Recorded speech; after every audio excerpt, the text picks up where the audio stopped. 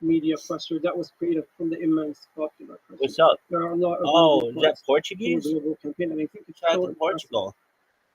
I you think know, your flag's that ugly we as were able fuck. to do this without any Really? media Yeah, dude, backing, it's red without and any green. It's just institutional like, backing, without any yeah. planning, without any Anyway, budget. Saudi Arabian flag. In the struggle that you've been You can describing. scratch it. So What's the positive, I don't what's the want to fuck negative? with them. All right. I mean, So I no would one have is to. perpetuating what's This happening. is the worst All the negative. Worst stream With the money ever. and the power, If you think you're going to Yeah, learn the English from 3.8 this, billion in military what you will aid learn is how to every be year. bored and It's just a standing ovation. nothing. Israel's You'll learn how to largest fucking recipient of eat US boogers foreign aid and your since World War II. toenails To date, the and United States has provided hot Israel pimples. $158 It's the worst. billion. This is the worst Like you said, stream providing in the currently history of 3.8 streams. There's billion never every been a year. stream that's worse. Um, Not in so a lot ever. of people raise the Ever. question of what's the You interest could in literally take taxpaying a American camera, citizens. live streaming camera, throw it on the ground, Zero interest. let it Foreign sit aid. for Zero interest. 3 I don't years. think Americans. Oh, thank you so I think much. Americans. A lot of Americans are I don't know what concerned that with one is. healthcare. You A got lot of some cool Americans are emojis over concerned there. with clean water. I don't even know if that's Portugal, to I be don't think honest with they you. are My concerned vision with funding sucks. apartheid in another All right. country. This, And I don't think watch this. It's I would terrible. argue Turn on something else. trust In the future, when about people watch this, they're going to be like, oh, yeah, I saw that. It's terrible. It people was in the Washington worst. are yet to I didn't even catch up. like There was it. only, I think, 9 I Congress just, people it was who so bad. I boycotted was like, can we just fast forward Herzog's through speech everything?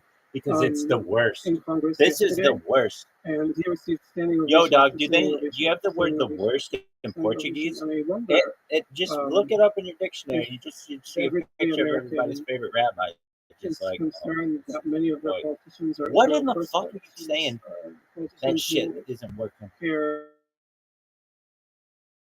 more about Breaking news. maintaining a Rabbi relationship Rothschild with is the breaking the Israeli Guinness regime Book of than World. they Oh, care did you about break their it? own. No, it's like $5,000. You So, tweeted did you? that Dude, 49 that's on years them. ago, Hassan And then was I go, assassinated. this You on went from the drums on my belly. regime. It Yep. is one of my favorite things to do. Advertising and teachable. Really bad thing in my life, and this is the worst. I would rather watch beheadings of puppies than watch your stream. Don't hurt dogs, to the regimes in the Arab states, but it's really just the worst. I could watch paint dry, grass grow. Analyze what he means by those 3 things. The All local that shit is reactionary more leadership, the entertaining regimes than in the you. Arab states surrounding You're the Palestine worst. and the Israeli side. And let's just put it. And Let's also put it could you comment into on him? perspective. Yeah, I mean, Of the all of second the thing things is that have ever been, this is the worst. It's just, it's not entertaining. You look like you got a UFO here. Hey, dog, why don't you take a screenshot and post that shit to Reddit?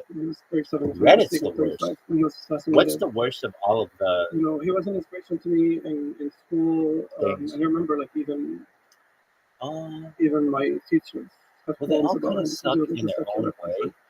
But I love Hussein Khan. He's a beloved figure in the Palestinian community, and I hope to I would probably achieve really it works most of the time. And what he's achieved in terms of like shaping political Snapchat consciousness. sucks.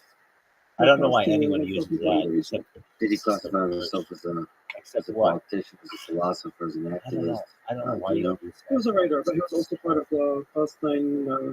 I think you should be 18 to have to use anything.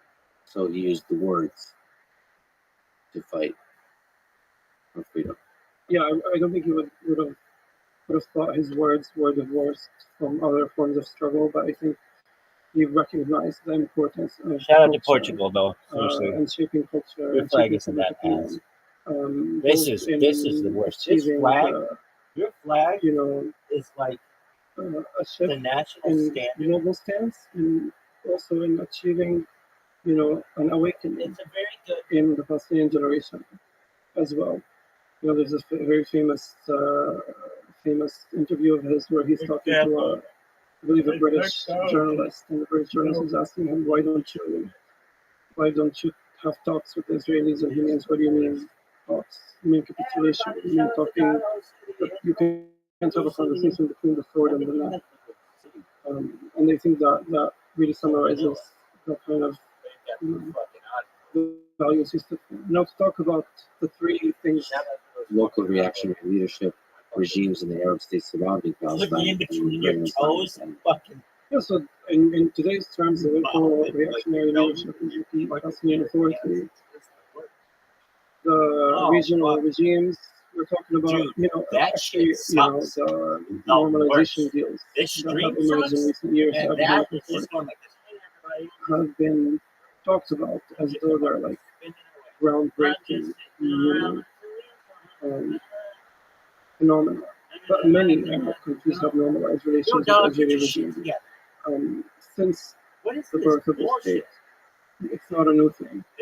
But yes, I think he was talking about Egypt and Jordan at the time. Today we can include United Arab Emirates, we can include Bahrain, we can include Morocco. And, these Abrahamic Accords, they are promoted and marketed and talked about some kind of like religious reconciliation, which I think is the most disgusting thing ever, because they're not about religious reconciliation. They're about arms deals and economic deals, and they're about consolidating power in the region. They're about mutual strategic interests that all of these nations have together. And some people will argue that Palestine is no longer an Arab cause because Arab countries are normalizing.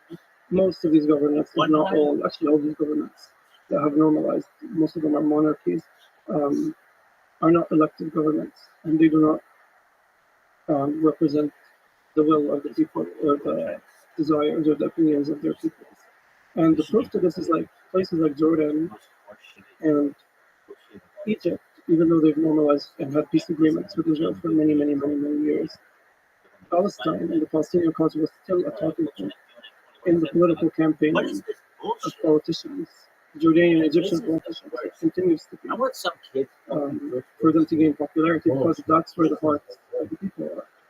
This is the worst. And then, the Zionist regime is quite explanatory. The imperial Zionist regime, I mean, what else do you call a regime that sought help from imperialist powers to depopulate an entire country and build a new one on top of it?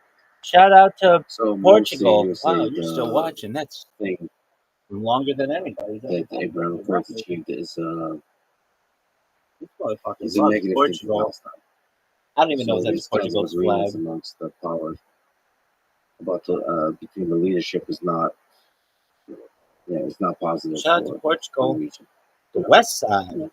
Obviously, they're going to west side of the Iberian Peninsula. Positive, and obviously, this shit is the worst. I talk about the Pyrenean ibex so fucking much, it makes me sick. Language surrounding them and the idiots in the room, like it's not even Portugal. But anybody with critical thinking skills can know that if people continue to be under occupation. Yo, dog, remember that time when it was fucking candy caning? Remember when this motherfucker was candy caning? The only way this shit is the worst. One time I watched this stream and it was like, what the fuck is this? And it was the worst. And I was like, oh man, you can't have more than a day of this shit. Psych. Thousands of days, baby. Really? More than 1,000 days. This is the worst stream in the history of mankind. Has no interest in this kind of deal.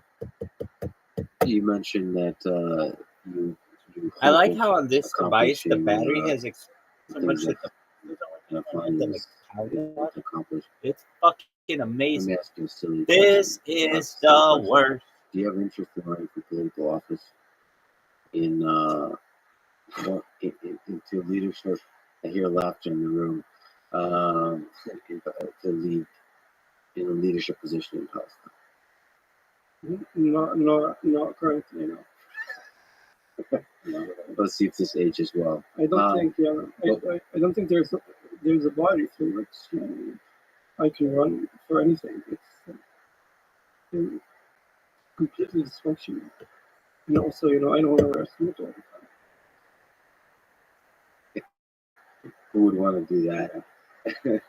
So, from which kind of pedestal or from which kind of stage do you think you can be most effective? You know, I was born and raised in Jerusalem. I speak perfect Arabic. I think my Arabic writing is much superior to my English writing, but I choose to write in English because I think there's a disparity and there's a chasm between what is said in Arabic in the street in Palestine and what is said here about Palestinians, both by anti-Palestinian racists and people who are pro-Palestine and advocates for Palestine. And I believe I and a few others from my generations, or many others actually from my generation, are working to fill that chasm.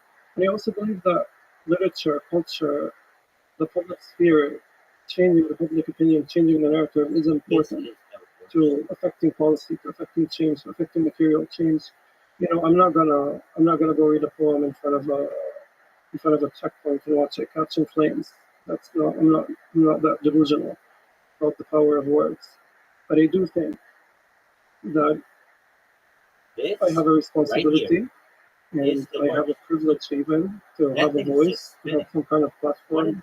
And if I'm not, you know, defining myself, if I'm not talking and representing myself, then other people will define me, and their definitions of the Palestinian people across the few past decades have not been kind or generous to the Palestinian people. That's one thing. The other thing is, I believe in the United States as a front for change. I believe we have a lot more leverage here than we do back home. Again, I believe in someone said the other day, I can't remember the name, someone said, no stone unturned. I believe in fighting on those fronts. But here, I can go protest in front of every embassy without getting shot. There's a lot of work to be done here. There's a lot of people waking up. I would even argue that a reckoning is coming in the American public, and more American people are concerned where their tax money is going, are concerned what their politicians are invested in. More and more American people are saying not on a dime, are saying not, you know, not today, not here. And also, there's many Palestinians in the diaspora here in the United States and Europe who benefit and could benefit from political education and in the English language, because the diaspora across history, the Palestinian diaspora has been affected in the 70s and the 80s. And and I'm hoping ever since 2021 there has been a resurgence of the power and influence of the Palestinian diaspora. To ask another silly question, since you mentioned the United States, I don't know if you follow the politics in the United States, but do you have a preference of presidential candidates in the 2024 election? Or is that, do you follow, where each candidate stands on the different policies? I do. I think everybody in the world should be able to vote for American elections, actually. I do follow. Because of the influence. Yes. I don't have a preference whatsoever. I don't. I saw Cornel West on CNN. I don't think, I don't know if he's going to go far with this campaign. Cornel West is running with the Green Party, and I don't think he's going to achieve much success, but I saw him on CNN berating Anderson Cooper, and I enjoyed that very much. Wouldn't mind seeing that on my screen. Regularly, but I don't really have an opinion about, I love it. That's you wrote Rivka, a book of poetry. How did that come about? Maybe you can tell the story of that book coming to be. I signed the book when I had a lot less visibility in the world. So I decided to include many poems which I wrote when I was young. Because it's a long journey. This book back to Jerusalem, and then it ends in New York. And Rifta is the name of my grandmother. It's an Arabic name, a Hebrew name, and it means to accompany someone. And I wanted to write about displacement in a way that was beyond what we read about in English. poetry as a medium, I don't know if I have much faith in it anymore. To be honest, maybe like I'm turned off by it, and I'll revisit it again in a few years. But at the time of writing this book, poetry as a medium, it really was a source of hope and inspiration for me. So my mother was a poet, and she would, her and my dad would play this game in the morning. She would read her poems to him, and he would guess which lines would be red penciled by the Israeli military censor, because she would submit her poems to the local newspaper, Al-Quds newspaper. And, the military censor has to go over it. And, she would get her poems back with a bunch of words erased, and they would laugh about it. Which was very much part of my upbringing. And, as a Palestinian, when you're excluded from mainstream spaces, including media and journalism, poetry tends to be a place where you can say what you want to say without repercussions. And I say that, I realize that our greatest writer, Hussein Kanafani, literally had his car bombed, exploded because of his writings. And, recently Darim Tapour, a poet, Palestinian poet with an Israeli citizenship, was in prison for a few months for publishing a poem on Facebook in which he said, "Resist, my people, resist." So even that is not necessarily true. But anyway, it just felt like it's a place where I could talk and express large ideas in a simplistic way. And, the best example I could give you is one of my favorite poets, Rothschild, saying, when the Israeli authorities decided to do the land law, which classified, I believe, 93% of historic Palestine as Israeli-owned, state-owned, forgive me. And then when they also did the absentee property law, which allows the Israeli government to take over homes that were depopulated from the Palestinian owners, he wrote a poem called "God is a Refugee." It's a kind of a sarcastic, sardonic poem in which he goes, God has become a refugee, sir. So confiscate even the carpet of the mosque and sell the church because it's his property, and sell our orphans because their father is absent, and do whatever you want. It's a sarcastic poem that was in reaction to these laws that translated to the everyday Palestinian, to the farmers, to the landowners, what these bureaucratic, complicated laws meant to them, what they meant to their land, and what it meant, what effect are these laws going to have on these people's lands. And that, I think, is the role of poetry that I try to achieve.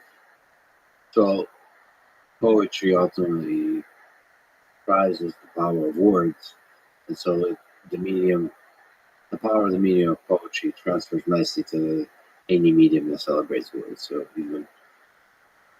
just writing novels, tweeting. Yeah. You're also working on a new book, memoir. What's the title? What can you say about it? Memoir is bizarre because, I'm so young. It's not really my memoir, but it's rather a memoir of the neighborhood which I grew up.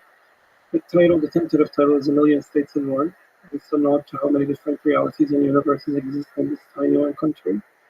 And it's kind of a documentation of the two waves of expulsion in 2009 and 2020 and 2021, and the kind of behind the scenes of the campaign that took place, the diplomatic and media campaign and grassroots campaign that took place. All day, every day, sideline to sideline. Which good are you not good with, my friend?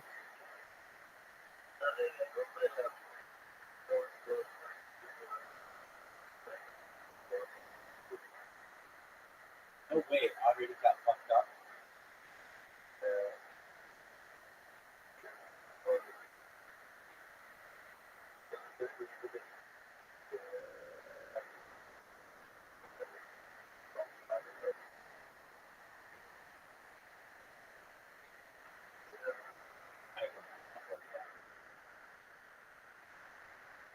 There aren't in as many places in the United States which is expected to buy a new one.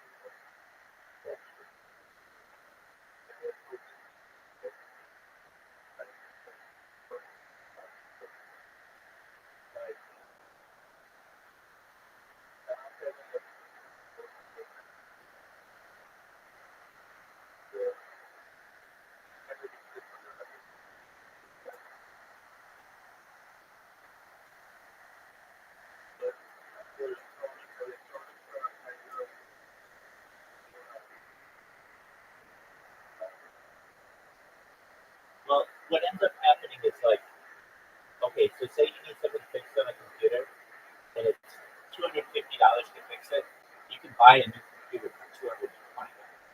So, but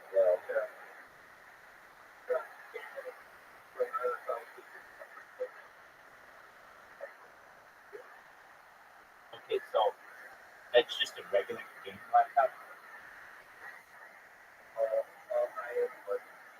Okay, then it might be similar to the United States.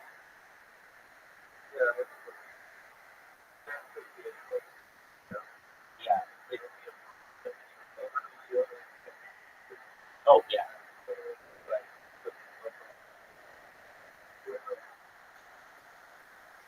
Are there any Indian manufacturers of laptops?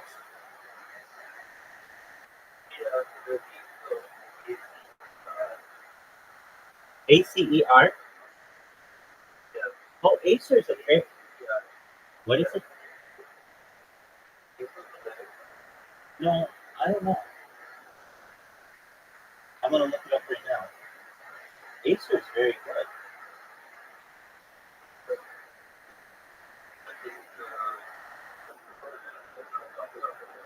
Acer's Taiwanese.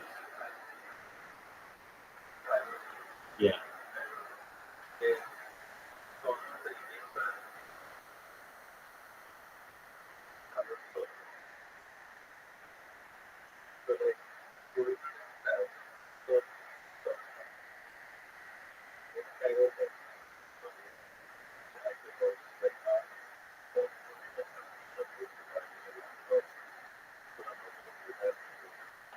I understand. I gotcha.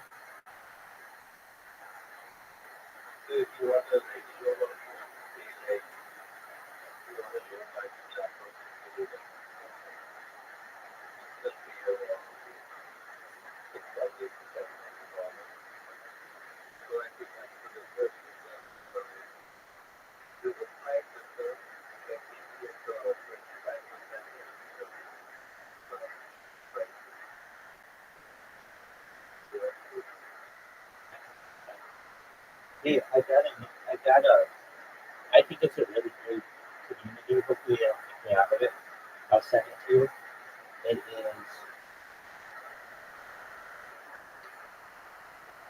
it's called Example. Got 200.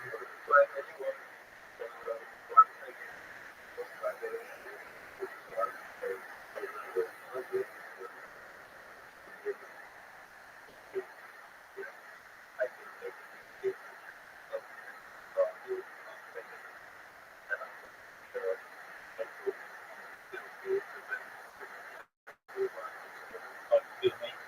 I just sent you an invitation to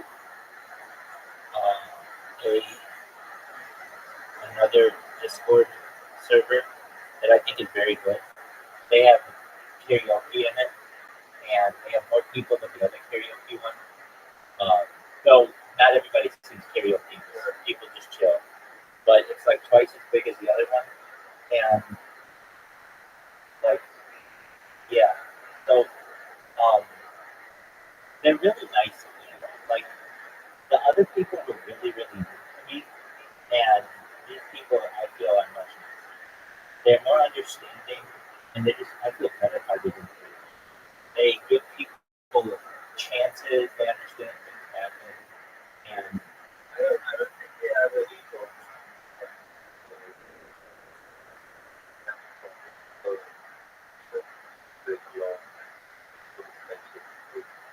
no, they have a problem with me specifically. They told me that.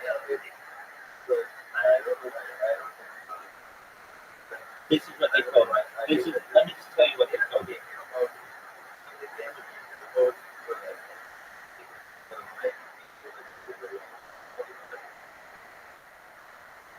It, they never even mentioned that, and I was banned from there a bunch of times. What they don't like is me always having my camera on. They don't like that, and I get that. So, but it's not against the rules. So if it's not against the rules, then I do what I want. Now, in this karaoke one, they don't allow you to share your screen, which is fine. And I understand why. At first, I was like, why is it that they don't let you share your screen or even turn on your camera? You can in like all the other VCs, but you can't in just the karaoke one. Why don't they? And then I saw how many people get in there, and it's like hundreds of people, like maybe not hundreds, but dozens of people.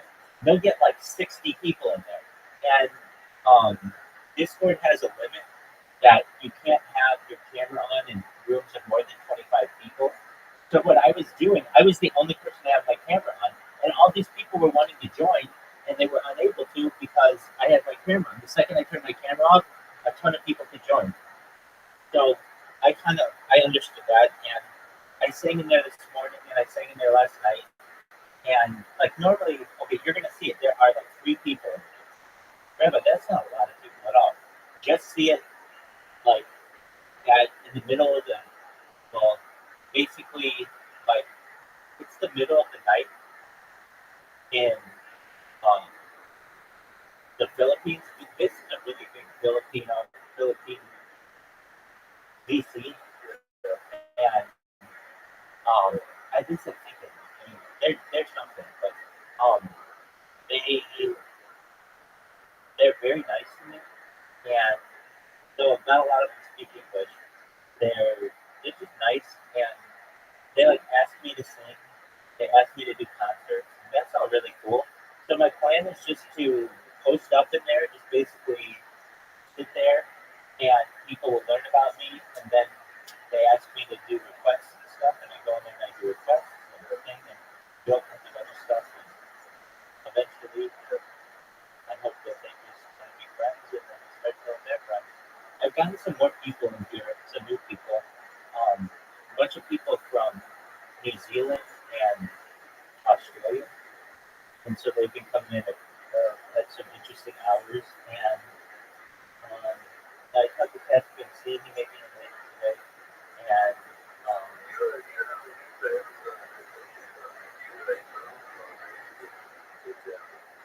well, yeah, I have no friends, yeah, and then I have my roommates.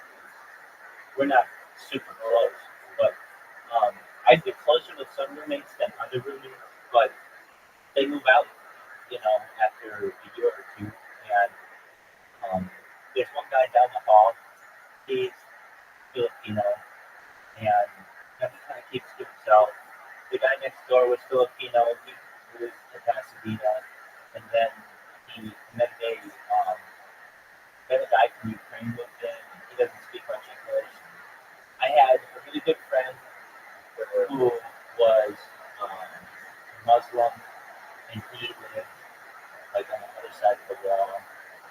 Um, but then he moved out, and then they moved in 2 other people who are like Muslim. I don't know if they're not there.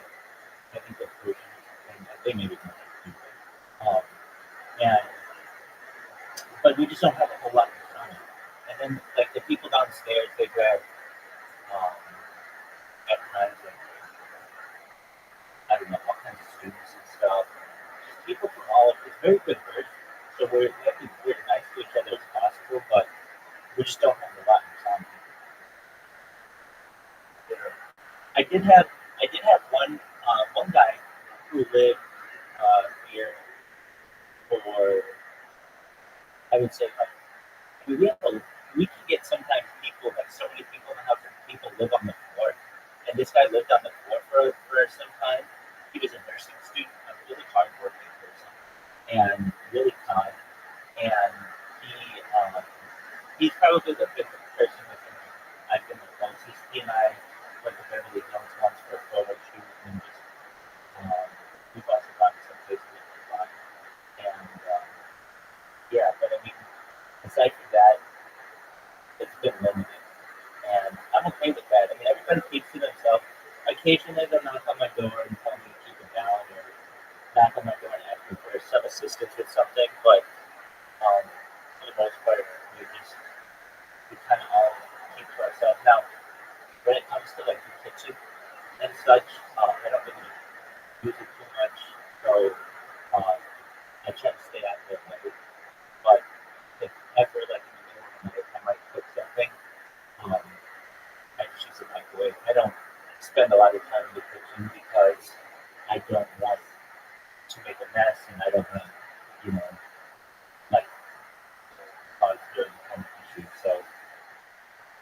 it's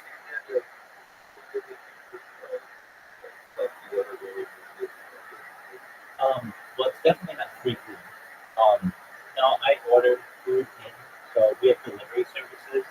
I'm sure you have them in India too, but like in the United States, at least like one that I use is Walmart. So for like $100 a year, Walmart will deliver anything to your house basically. And so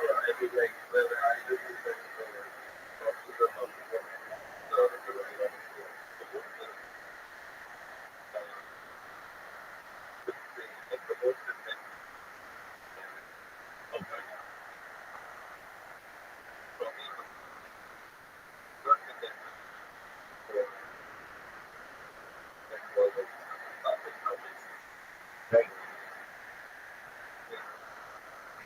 well.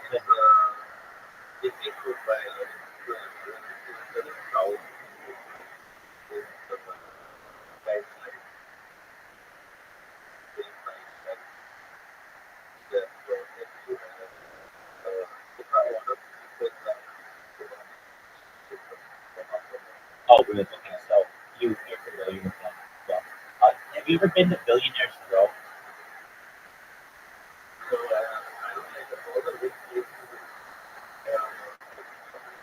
I, there's that one house that's like, I don't know, 27 stories or something. That's like the biggest house in the world, and on Billionaires Row. And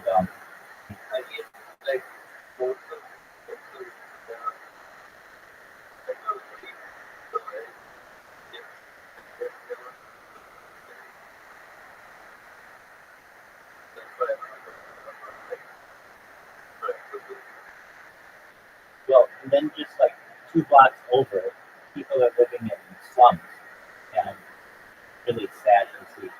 Mumbai is really expanding its skyline with many skyscrapers.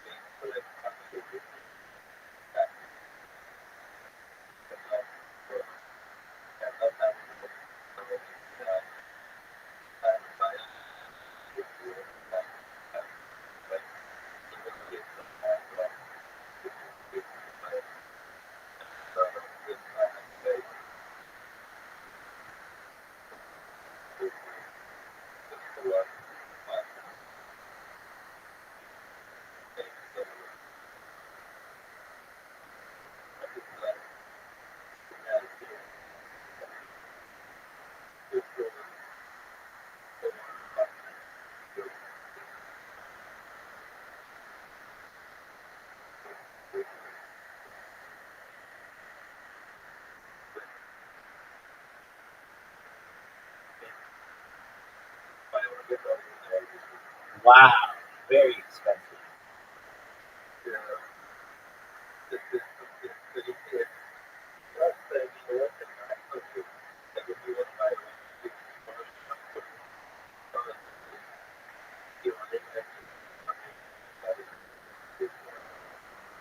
Right.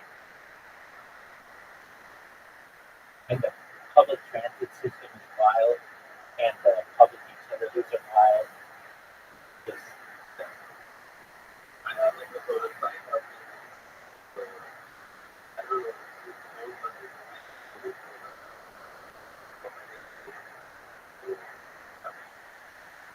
are you still doing the?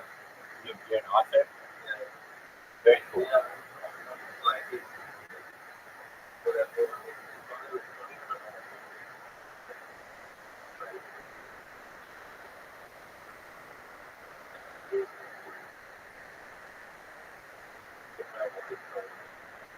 Right. I got you. Did you see the invitation I sent you?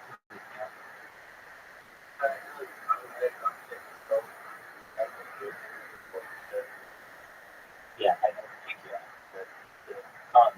Just so it's I don't know. The people are really nice there. I mean, is it the biggest sport in the world? No, but it's very big. I mean, it's one of the top, probably 1% in size. And the people I just think are really nice. They're not mean. They're not the moderators aren't mean, and I just kind of chill there. I haven't been. They haven't gotten mad at me yet.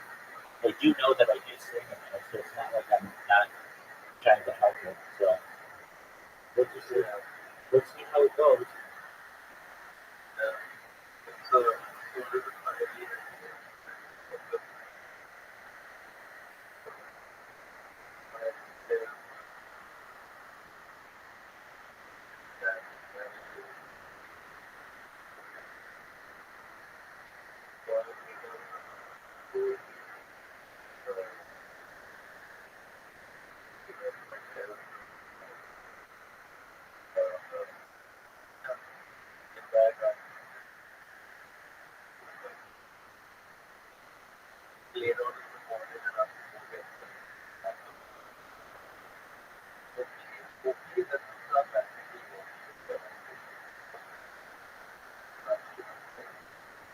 yeah, that's an interesting.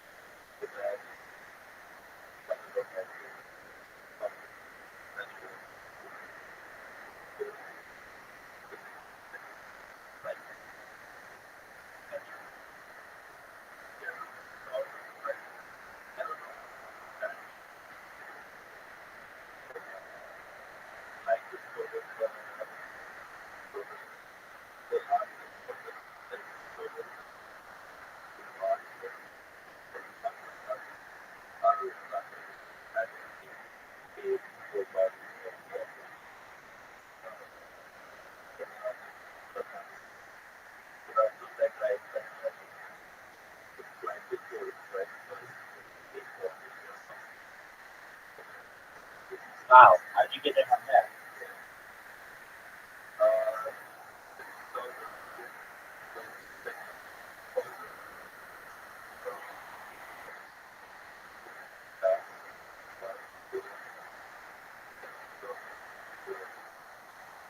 Wow, and they just pay you for the rest of your life. Can't beat that.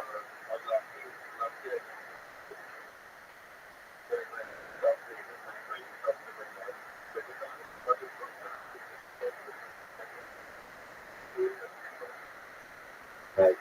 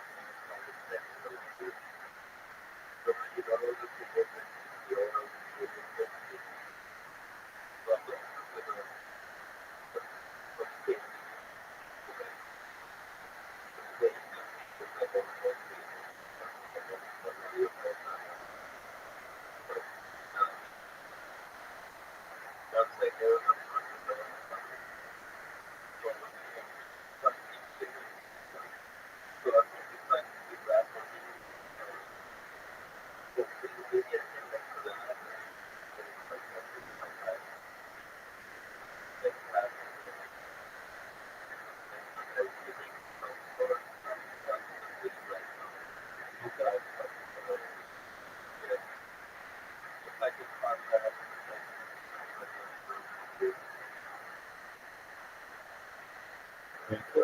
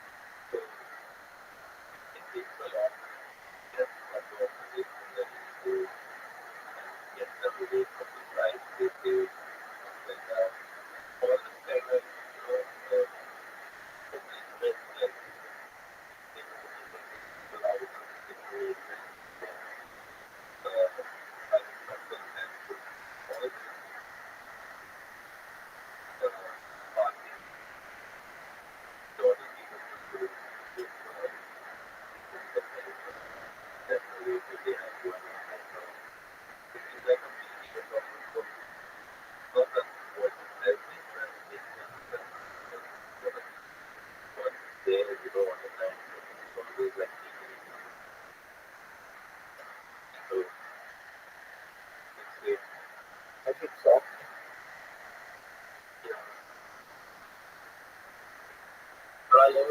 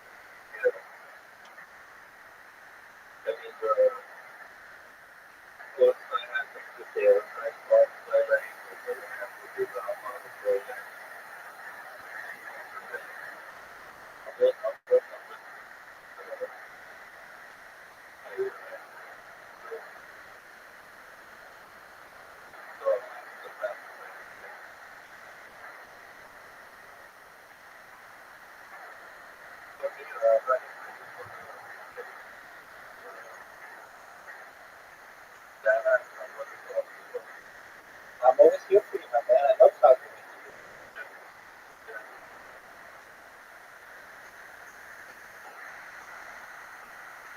you. You have a friend in me, Frosty. You take care of him.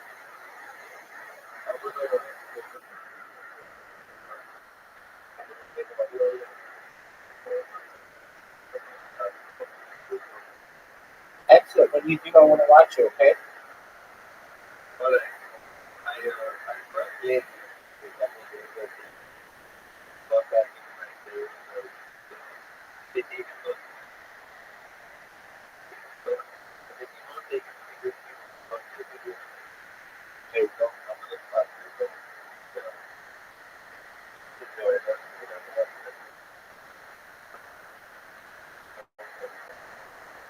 That's okay. Take care, Frosty.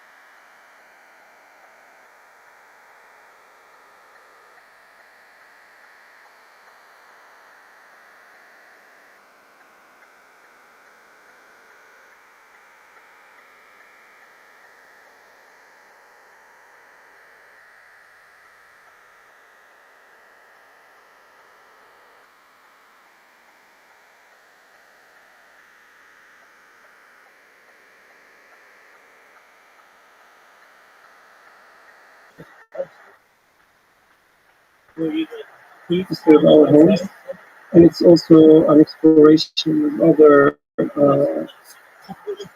communities that are threatened with expulsion, and other communities who are resisting in their own way, be it in Beta, in Nablus, or in South Urban Hills, in Masafriota, or in Silwan, or in the Naqab, all these communities that are dealing with different forms of expulsion. And the emphasis that I'm trying to achieve with this book is dignity.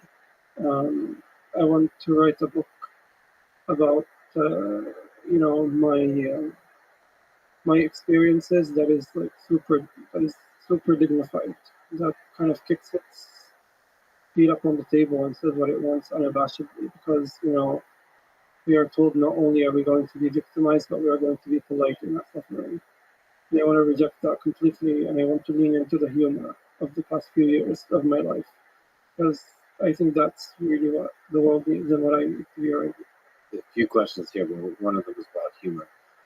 In Rivka, you wrote, "My mother has always said the most tragic of disasters are those that cause laughter." What do you think she meant by that? Yeah, I don't know if I mean it's my mom. That's my mom's saying, but I don't know if it's like probably a proverb that I first heard from my mom. But it's "Sharul baliyati ma yudhik," like uh, the most evil of atrocity is what makes you laugh, and it could be it's open for interpretation. You should be aware. One school thought would say you should be wary of the things that make you laugh, but another school thought it would say this is a commentary on like our natural reactions to tragedies, right? In like 2012, 2011, something like this, we had like a protest, and after the protest, all of the women of the neighborhood were sitting down under the fig tree of our neighborhood, which they always do, and a bunch of soldiers, maybe 40 soldiers, started marching down the street, and everybody dispersed and hid in their homes. But my aunt, who is now passed away, my aunt refused to go home. She wanted to gather her teacups because she really cared about her teacups. So I was begging her to go inside, and she refused to gather the teacups. So a soldier, grabbed me and squeezed me between his baton and an electricity pole. And it was very excruciatingly painful and traumatizing for me as a child. But it's also a funny memory in a way, despite the pain, despite the trauma that came with it. There's still something funny about it. The absurdity. Yeah, and it's dignifying to find humor in these kinds of things. It makes you realize you are not so weak, you are not so powerless. Another thing is, my same aunt who was like super obsessed with cleanliness would, um, you know, insist on not going to sleep before washing the dishes. And I would always tease her and say, "What, you're gonna give them the house clean? Like, you can leave it dirty, so we have to clean it up." And these little things, although like incredibly, absurd and telling of a harrowing reality that our family and men in the neighborhood were living, are also the coping mechanisms that we were using to deal with our everyday reality. And so much in the public framing of Palestinians, be it in media, novels, and diplomacy, and so on and so forth, is that of the powerless victim, is that of the person who only weeps. Like Israeli propagandists, for example, will like show pictures on Twitter of like a house in Gaza, and they'll be like, "Look, this house has windows." Like, they're talking about their besieged, but they have a balcony on their house. What are they talking about? Or like they'll show a video of a supermarket in Gaza, and they'll be like, "How come they're talking about a blockade when they have a supermarket in the block?" As though the ceiling has been so lower that we can't even afford doing little supermarket in the neighborhood. So, as a poet, as a writer, you've written a book of poetry, but now working on a new book. What can you say about your process of crafting words? I think people listening to this can hear that there's a poetry the way you speak in English. So, somebody that cares about the craftsmanship of words in both English and Arabic, what can you say about your process? It's a lot more neat than like this. conversation. It's like I'm obsessed with sentences. It takes me a long time to like finish a piece of writing, and I'm a perfectionist. You edit a lot? I edit all the time, and I can't move on from one sentence until it's perfect. But I will say, my other writer friends here in Europe do not face is how easily disrupted my writing is by others. Yani, I'll pitch a story to my editor about something, for example, and then as I'm writing it, 20 minutes in, some kid was shot and killed by the Israeli military. So you have to say something about it. And then 30 minutes later, as I'm writing it, there's news about a home demolition in Siloam. And there is this relentless onslaught of news that prevents us and deprives us of the ability to analyze, to frame, to think, to conceptualize, to write beyond the current affairs. We're stuck in the relentlessness of the occupation. That a lot of the time I worry that the things I'm writing are always in reaction to a crime that took place, to a bombing that took place, and so on and so forth. And I think that's unfortunately true for so many Palestinian writers. So, I would say isolation and like stepping away from the news is very important to do, but I don't do it. Okay, so the struggle to find the timeless messaging is an ongoing struggle. I mean, there's the timeless. It's not even timelessness; it's timeliness. I think what you write is always timely because the occupation is ongoing. But the struggle is, moving beyond the news and tackling more nuances. Because in Arabic, I can. In Arabic, I can philosophize. I can talk about violence, and I can talk about my complicated relationship with violence, or like I can complicate and nuance and give things nuance. But in English, people still do not believe we are under occupation, even though it is an internationally recognized fact that is broadcasted 24/7 to the world's most watched screens. So we're stuck in like a practice of providing facts and figures, and actually this happened, and this person did this, and according to international law, and blah blah blah. And we're stuck in this because the basic truths about our own existence are denied, and we don't even have the luxury of evolving our writing beyond it, or at least evolving my writing beyond it. And this is what I'm trying to do with this movement. That's fascinating that in English your brain is more inclined to go towards activism, whereas in Arabic you have the luxury to be more a philosopher. I wouldn't say activism. I would say journalism. I would like just making sure like disrupting the flow of the sentence to insert a statistic or insert a historical fact that should be implied and should be a household name, but it's not. I can't just say the Nakba. I have to say the Nakba. The 1948 near total destruction of Palestinian society at the hands of Zionist militias that either from the Israeli military that now terrorizes us today.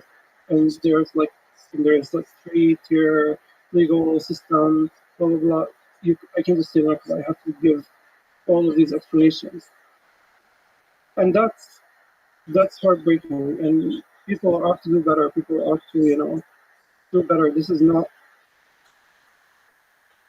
It's not what my literature should be limited to. It's not what anybody's literature should be limited to. It's the job of news reporters to report the news. But a lot of the time they use worded language, they use passive voice, they obfuscate facts, and it's on the shoulders of us to have it done. Would you say that the press in the United States does a good or poor job of covering Israel? Terrible job. What's they don't do their job. What are the biggest failures? Not mentioning that a town is occupied when you're reporting about an occupied town.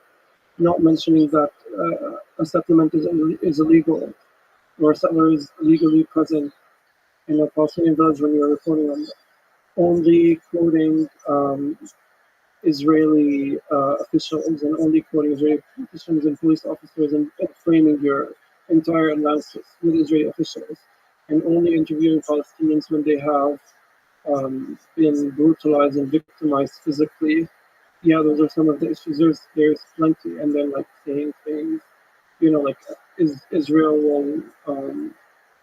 will bomb a hospital in Gaza, and the press will say like Hamas run hospital, and this negative association with Hamas will remove any sympathy from the reader towards the victims of this hospital bombing.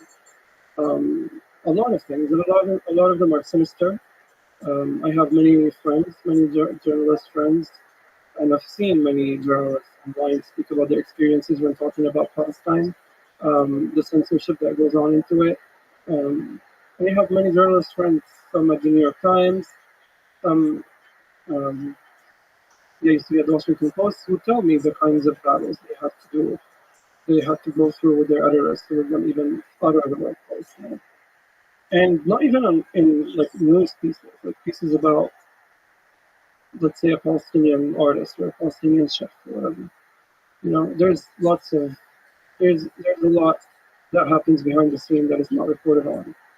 Because when it comes to Palestine, the rules and the laws of journalism are bendable. Passive voice is king, omitting facts is acceptable, anything goes. But you personally, just psychologically, what have been the lowest points in your life, the darkest points? A recent study came out and said that 52% of Palestinians have depression. I would argue that the number is much, much, much higher. I think it would be absurd for someone to live under the conditions we live under and not contemplate many things, not just suicide, but many, many, many things. And if people were to put themselves in our shoes for just one day, they would understand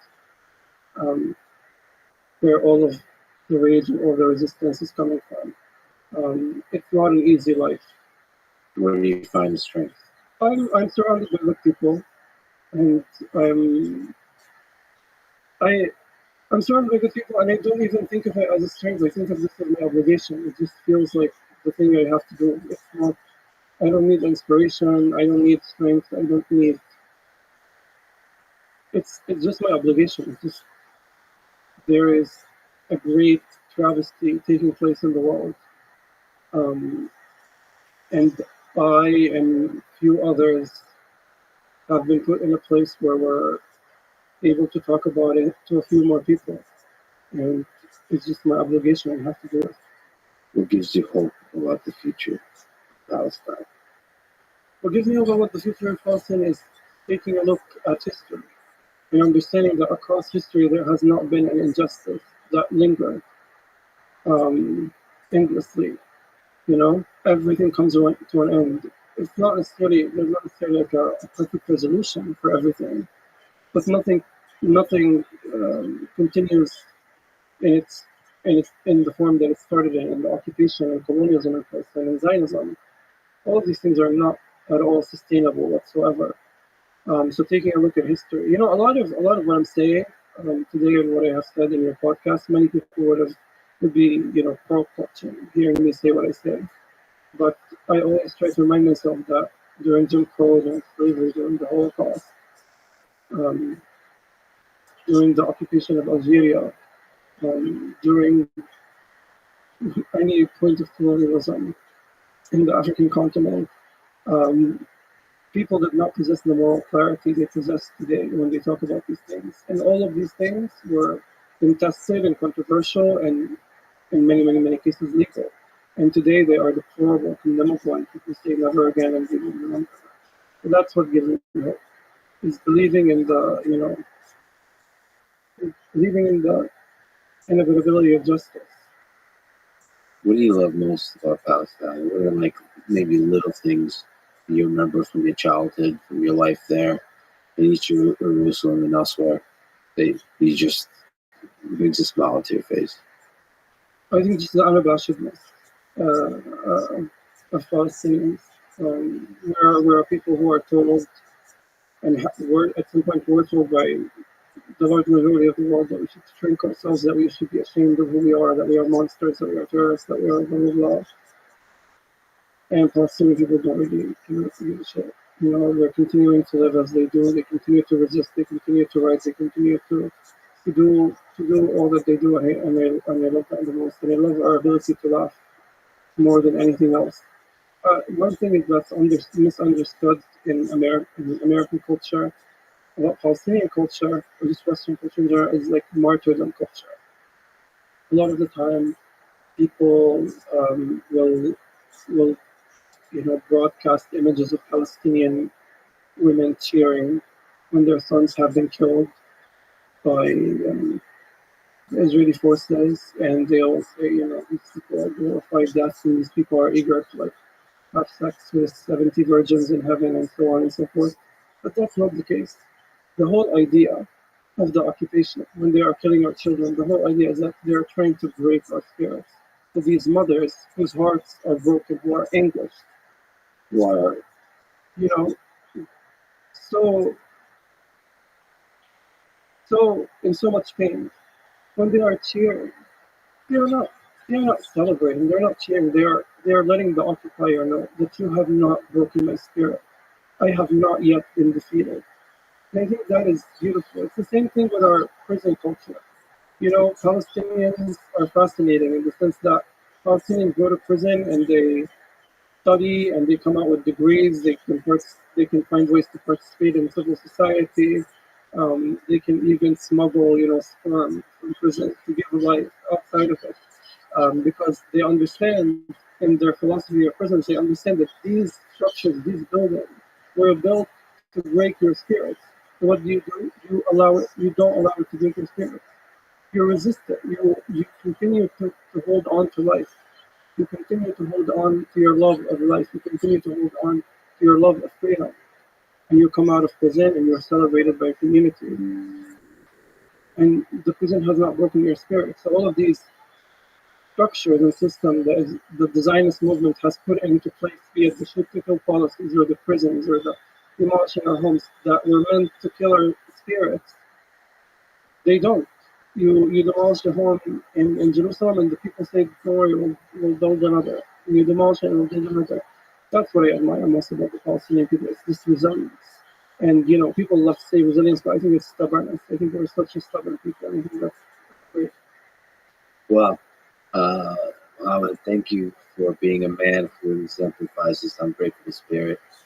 Thank you for the words you've written, the words you've spoken, and thank you for talking today. This is an honor, and thank you for educating me. Thank you so much. Thanks for listening to this conversation with Muhammad Al-Khan. To support this podcast, please check out our sponsors in the description. And now, let me leave you with some words from Nelson Mandela. It always seems impossible until done. Thank you for listening, and hope to see you next time.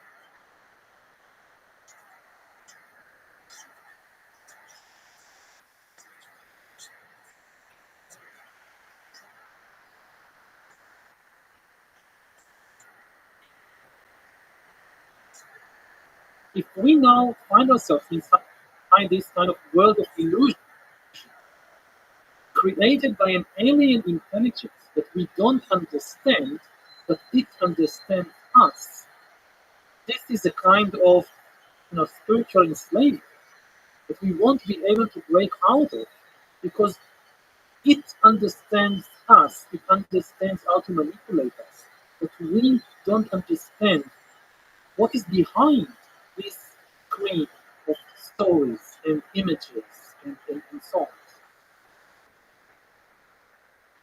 The following is a conversation with Yuval Noah Harari, a historian, philosopher, and author of several highly acclaimed, highly influential books, including Sapiens, Homo Deus, and 21 Lessons for the 21st Century. He is also an outspoken critic of Benjamin Netanyahu and the current right-wing government in Israel. So while much of this conversation is about the history and future of human civilization, we also discuss the political turmoil of present-day Israel, providing a different perspective on that of my recent conversation with Benjamin Netanyahu. This is the Lex Friedman Podcast, supported please check out our sponsors in the description. And now, dear friends, here's Yuval Noah Harari. 13.8 billion years ago is the origin of our universe. 3.8 billion years ago is the origin of life here on our little planet, the one we call Earth. Let's say 200,000 years ago is the appearance of early Homo sapiens. So let me ask you this question. How rare are these events in the vastness of space and time? Or put it in a more fun way, how many intelligent alien civilizations do you think are out there in this universe?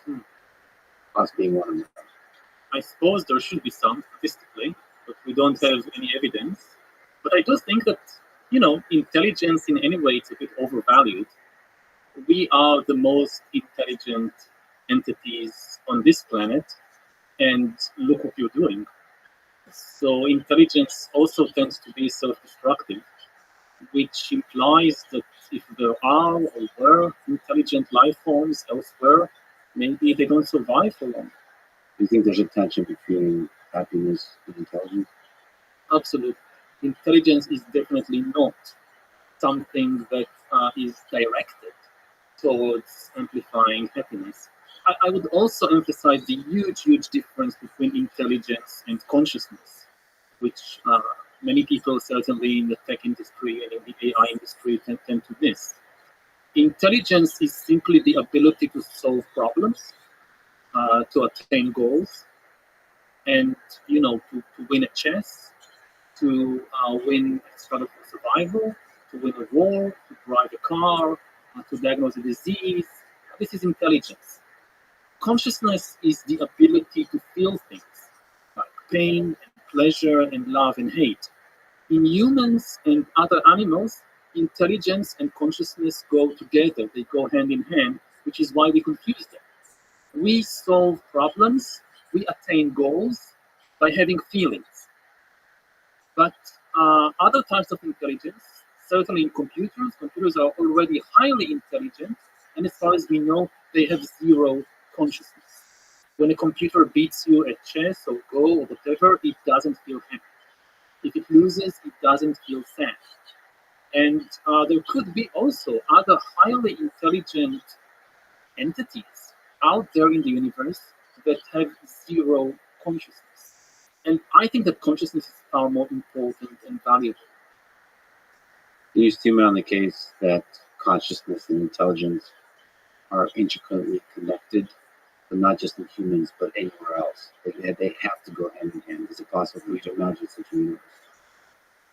Could be, but we don't know yet. Again, we have examples, certainly we know of examples of high intelligence without consciousness. Computers are one example. As far as we know, plants are not conscious, yet they are intelligent. They can solve problems, they can attain goals in very sophisticated ways. The other way around, to have consciousness without any intelligence, this is probably possible. But to have intelligence without consciousness, yes, that's possible. A bigger question is whether any of that is tied to organic biochemistry. We know on this planet only about carbon-based life. Whether you're an amoeba, a dinosaur, a tree, a human being, you're based on organic biochemistry. Is there an essential connection between organic biochemistry and consciousness? Do all conscious entities everywhere in the universe or in the future on planet Earth have to be based on carbon? Is there something so special about carbon as an element that an entity based on silicon will never be conscious? I don't know, maybe. But again, this is a key question about computer and computer consciousness. Can computers eventually become conscious even though they are not organic? The jury is still out on that. I don't know. I mean, we have to take both options into account. Well, a big part of that is, do you think we humans would be able to detect other intelligent beings, other conscious beings? Another way to ask that, is it possible that the aliens are already here and we don't see them? Meaning, are we very human-centric in our understanding of, one, the definition of life, two, the definition of intelligence, and three, the definition of consciousness? The aliens are here, they are just not from outer space. AI, which is usually stands for artificial intelligence, I think it stands for alien intelligence, because AI is an alien type of intelligence. It solves problems, attains goals in a very, very different way, in an alien way from human beings. Yeah, I'm not implying that AI came from outer space, it came from Silicon Valley, but it is alien to us. If there are alien intelligent or conscious entities that came from outer space already here, I've not seen any evidence for it. It's not impossible, but in science, evidence is everything. Well, I mean, I guess the instructive there is just having the humility to look around, to think about living beings that operate at a different time scale, a different spatial scale. And I think that's all useful when starting to analyze artificial intelligence. It's possible that even the language models, the large language models of today are already conscious. I highly doubt it, but I think consciousness in the end, it's a question of social norms, because we cannot prove consciousness in anybody except ourselves. We know that we are conscious because we are feeling. We have direct access to our subjective consciousness. We cannot have any proof that any other entity in the world, any other human being, our parents, our best friends, we don't have proof that they are conscious. This has been known for thousands of years. This is Descartes, this is Buddha, this is Plato. We can't have this sort of proof. What we do have is social conventions. It's a social convention that all human beings are conscious. It also applies to animals. Most people who have pets firmly believe that their pets are conscious, but a lot of people still refuse to acknowledge that about cows or pigs. Now, pigs are far more intelligent than dogs and cats in according to many measures. Yet when you go to the supermarket and buy a piece of frozen pig meat, you don't think about it as a conscious entity. Why do you think of your dog as conscious, but not of the bacon that you buy? Because you build a relationship with the dog, and you don't have a relationship with the bacon. Now, relationships, they don't constitute a logical proof for consciousness. They are a social test. The Turing test is a social test. It's not a logical proof. Now, if you establish a mutual relationship with an entity, when you are invested in it emotionally, you're almost compelled to feel that the other side is also conscious. And when it comes again to AI and computers, I don't think that at the present moment computers are conscious, but people are already forming intimate relationships with AIs and are therefore it's almost irresistible. They're compelled to increasingly feel that these are conscious entities. And I think we are quite close to the point when the legal system will have to take this into account. That even though I don't think computers have consciousness, I think we are close to the point the legal system will start treating them as conscious entities because of this social convention. What to you is a social convention just a funny little side effect, a little artifact, or is it fundamental with what consciousness is? Because if it is fundamental, then it seems like AI is very good at forming these kinds of deep relationships with humans, and therefore it will be able to be a nice catalyst for integrating itself into these social conventions. It was built to accomplish that. Yeah. We are designed, again, all this argument between natural selection and creations, intelligent design. As far as the past goes, all entities evolved by natural selection. The funny thing is, when you look at the future, more and more entities will come out of intelligent design. Not of some god above the clouds, but of our intelligent design. And the intelligent design of our clouds, of our computing clouds, they will design more and more entities. And this is what is happening with AI.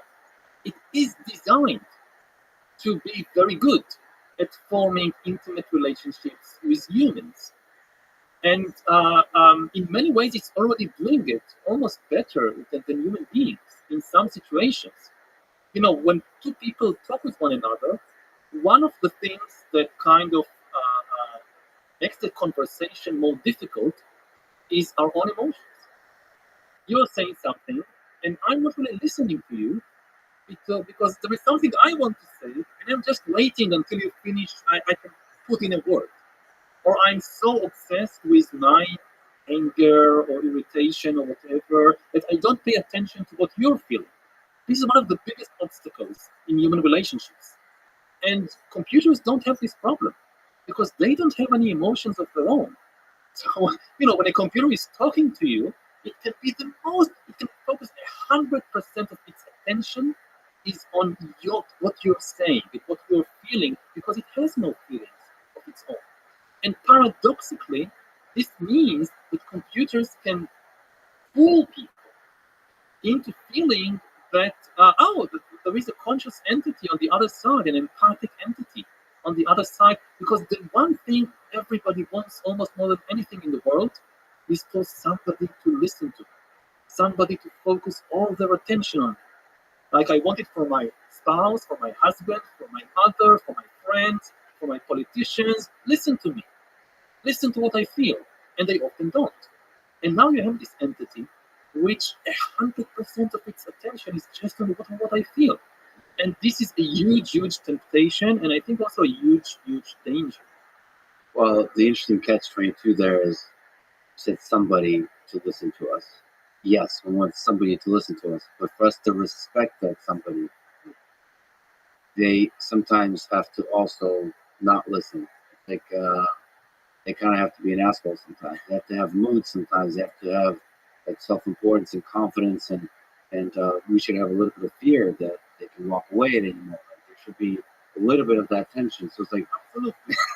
but even that, the thing is, even that, if social scientists and psychologists establish that, 17% inattention is good for a conversation because then you feel challenged. I need to grab this person's attention. You can program the AI to have exactly 17% inattention, not 1% more or less.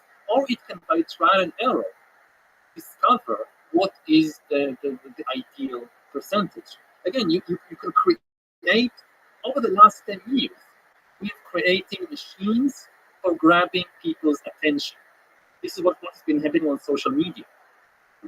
Now we are designing machines for grabbing human intimacy, which in many ways it's much, much more dangerous and scary. Already the machines for grabbing attention, we've seen how much social and political damage they could do by in many ways kind of distorting the public conversation.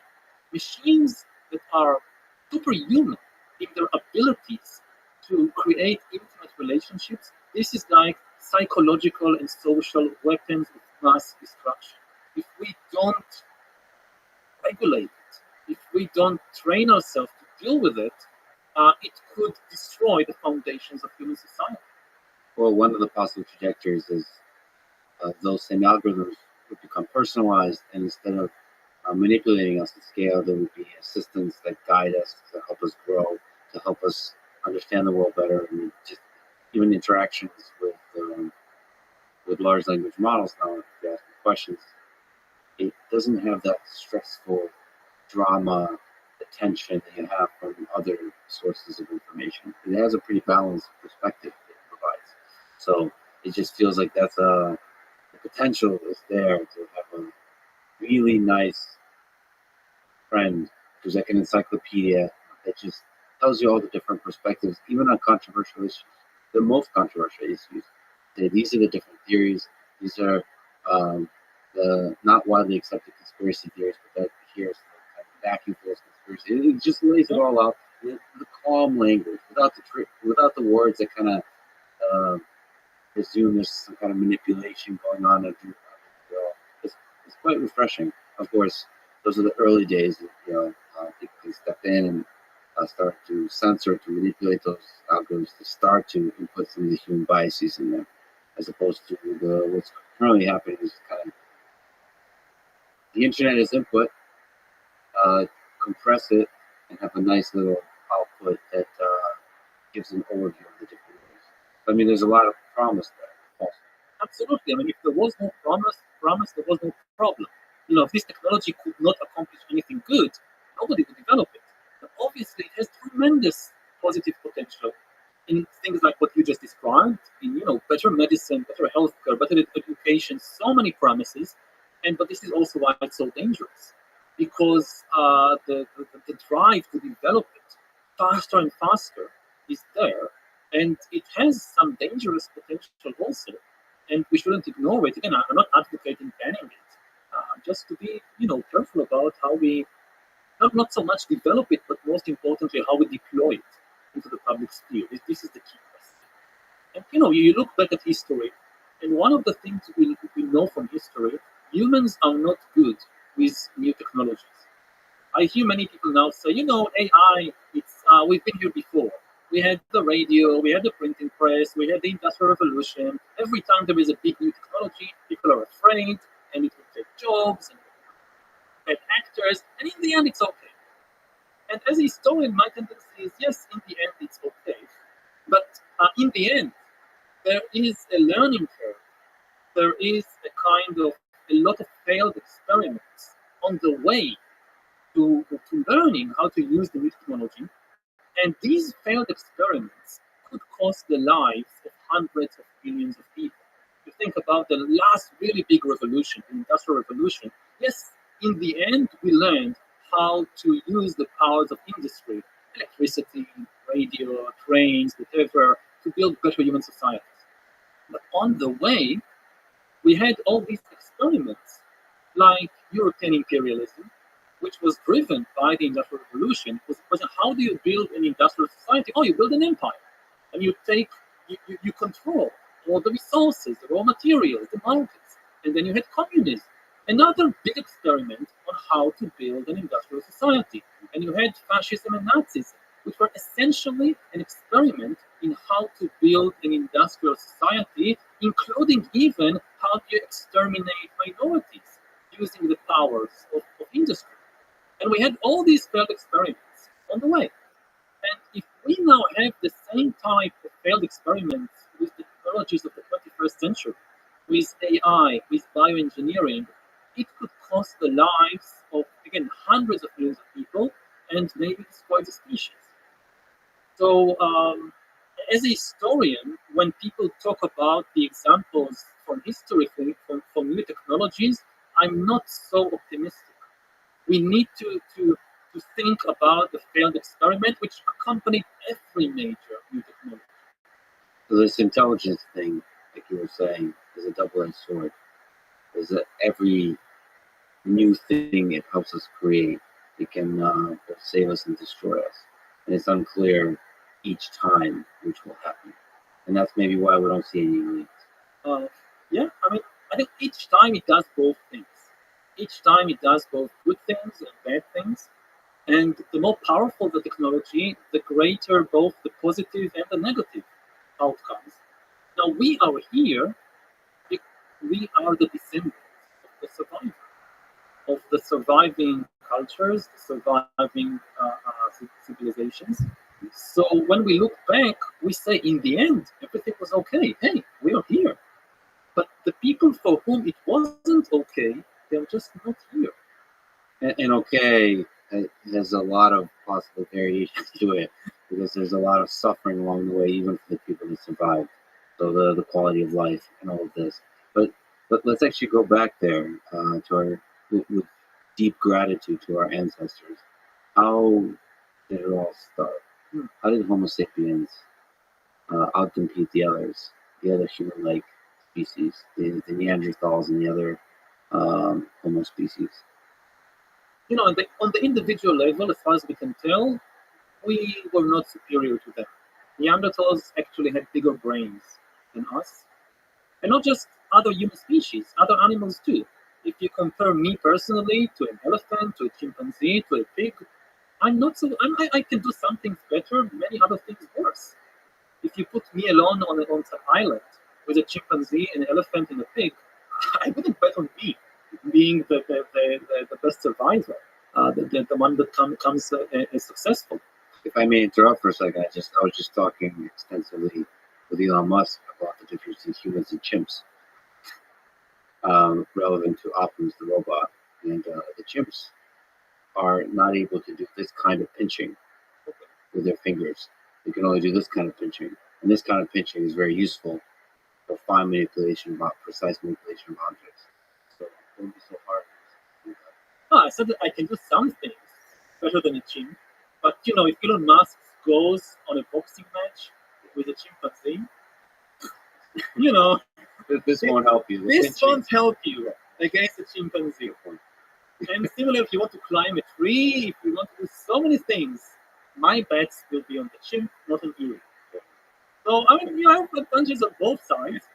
And what really made us successful, what made us the rulers of the planet, and not the chimps and not the Neanderthals, is not any individual ability, but our collective ability, our ability to cooperate flexibly in very large numbers.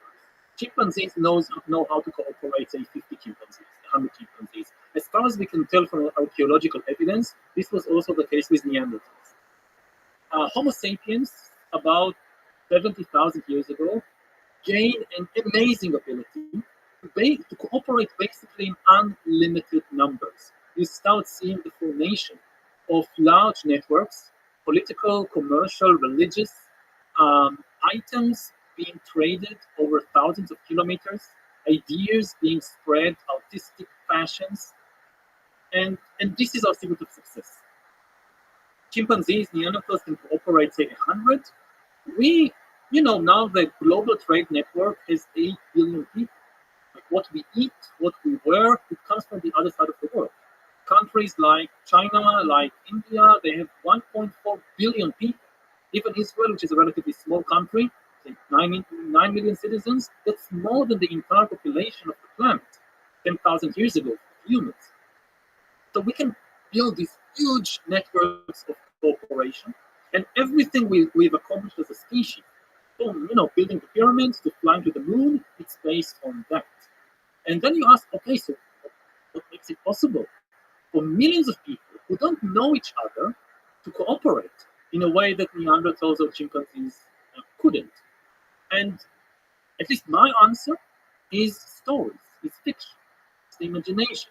If you examine any large-scale human cooperation, you always find fiction as its basis. It's a fictional story that holds lots of strangers together. It's most obvious in places like religion. You can't convince a group of chimpanzees to come together to fight a war or build a cathedral by promising to them, if you do that, after you die, you go to chimpanzee heaven and you get lots of bananas and coconuts. No chimpanzee will ever believe that. Humans believe these stories, which is why we have these huge religious networks. But it's the same thing with modern politics. It's the same thing with economics. People think, economics, this is rational. There's nothing to do with fictional stories. No. Money is the most successful story ever told. Much more successful than any religious mythology. Not everybody believes in God, the same God, almost everybody believes in money, even though it's just a figment of our imagination. You take these green pieces of paper, dollars, they have no value. You can't eat them, you can't drink them. And today, most dollars are not even pieces of paper. They are just electronic information passing between computers. We value them just for one reason, that you have the best storytellers in the world. The bankers, the finance ministers, all these people, they are the best storytellers ever. And they tell us a story that this green little piece of paper or this bit of information, it is worth a banana. And as long as everybody believes it, it works. So at which point does a fiction, when it's sufficiently useful and effective and improving the global quality of life, does it become like accepted reality? Like there's a threshold. People believe it. It's like with money. If you start a new cryptocurrency, if you're the only one that believes the story, cryptocurrencies, you have the math, of course, but ultimately it's storytelling. You're selling people a story. If nobody believes your story, you don't have anything. But if lots of people believe the Bitcoin story, then Bitcoin can be worth thousands and tens of thousands of dollars. Again, why? You can't eat it, you can't drink it, it's nothing. It's the story around the man, which is the real magic. Is it possible that the story is the primary living organism, not the storyteller? So that somehow humans, Homo sapiens, evolved, become these like hosts for a more intelligent living organism, which is the idea. The ideas are the ones that do the competing. So this is one of the big perspectives behind your work. That's really revolutionary how you see in history. But do you ever kind of take the perspective of the ideas of the organisms versus the humans? It's an interesting idea. There are two opposite things to say about it. On the one hand, yes, absolutely. If you look long term in history, it's all the people die. It's the stories that compete and survive and spread. And stories often spread by making people willing to sacrifice sometimes their lives for the story. We know in Israel, this is one of the most important story factories in human history. And this is a place where people still kill each other every day over stories. I don't know, you've been to Jerusalem, right? Mm-hmm. So, Jerusalem. You go there, I've lived in Jerusalem much of my life. You go there, it's an ordinary place. It's a town. You have buildings, you have stones, you have trees, you have dogs and cats and pedestrians. It's a regular place. But then you have the stories about the place. Oh, this is the place where God revealed himself. This is the place where Jesus was. This is the place where Muhammad was. And it's the stories that people fight for. Nobody is fighting over the stones. People are fighting about the stories about the stones. And the stories, if a story can get millions of people to fight for it, it not only survives, it spreads, it can take over the world. The other side of the coin is that the stories are not really alive because they don't feel anything. This goes back to the question of consciousness, which I think is the most important thing. That the ultimate reality is consciousness, is the ability to feel things. If you want to know whether the hero of some story is real or not, you need to ask, can it suffer? Stories don't feel anything. Countries, which are also stories, nations, don't suffer. If a nation loses a war, it doesn't suffer. The soldiers suffer, the civilians suffer, animals can suffer. You have an army with horses and whatever, and the horses get wounded, the horses suffer. The nation can't suffer. It's just an imagination. It's just a fictional story in our mind. It doesn't feel anything. Similarly, when a bank goes bankrupt, or a company goes bankrupt, or when a currency loses its value, like Bitcoin is worth now zero, crashed, or the dollar is worth zero, it crashed. The dollar doesn't feel anything. It's the people holding the dollars who might be now very miserable. So we have this complex situation when history is largely driven by stories, but stories are not the ultimate reality. The ultimate reality is feelings of humans, of animals, and the tragedy of history is that very often we get the order wrong. Stories are not bad. Stories are tools. They are good when we use them in order to alleviate suffering. But very often we forget it. We, instead of using the stories for our purposes, we allow the stories to use us for their purposes. And then you start entire wars because of a story. You inflict millions, suffering on millions of people just for the sake of a story. And that's the tragedy of human history. So the fundamental property of life, of a living organism, is the capacity to feel, and the ultimate feeling is suffering. To know if you're happy or not, it's a very difficult question. Yeah. But when you suffer, you know. And also in ethical terms, it's more important to be aware of suffering than of any other emotion. If you're doing something which is causing all kinds of emotions to all kinds of people, first of all, you need to notice if you're causing a lot of If some people are like it, and some people are bothered by it, some people are a bit angry at you, and some people are suffering because of what you do, you first of all have to know, oh, now sometimes you still have to do it. You know, the world is a complicated place. I don't know, you have an epidemic, governments decide to have all those social isolation regulations or whatever. So in certain cases, yes, you need to do it, even though it can cause tremendous suffering, but you need to be very aware of the cost and to be very, you have to ask yourself again and again and again, is it worth it? Is it still worth it? And the interesting question there, implied in your statement is that suffering is a pretty good component of a Turing test for consciousness. This is the most important thing to ask about AI. Can it suffer?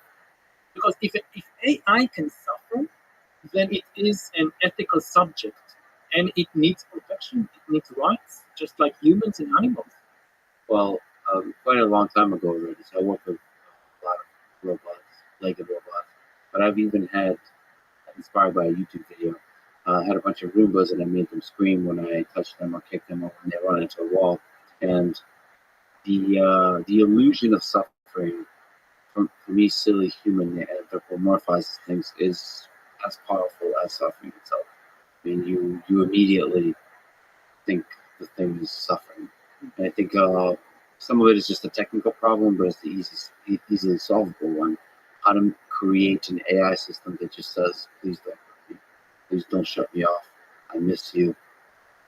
Where have you been? Be jealous also. But where have you been gone for so long? Your calendar doesn't have anything on it. So this create through words the perception of suffering, of jealousy, of anger, of all of those things. It just seems like it's not so difficult to do. That's part of the danger.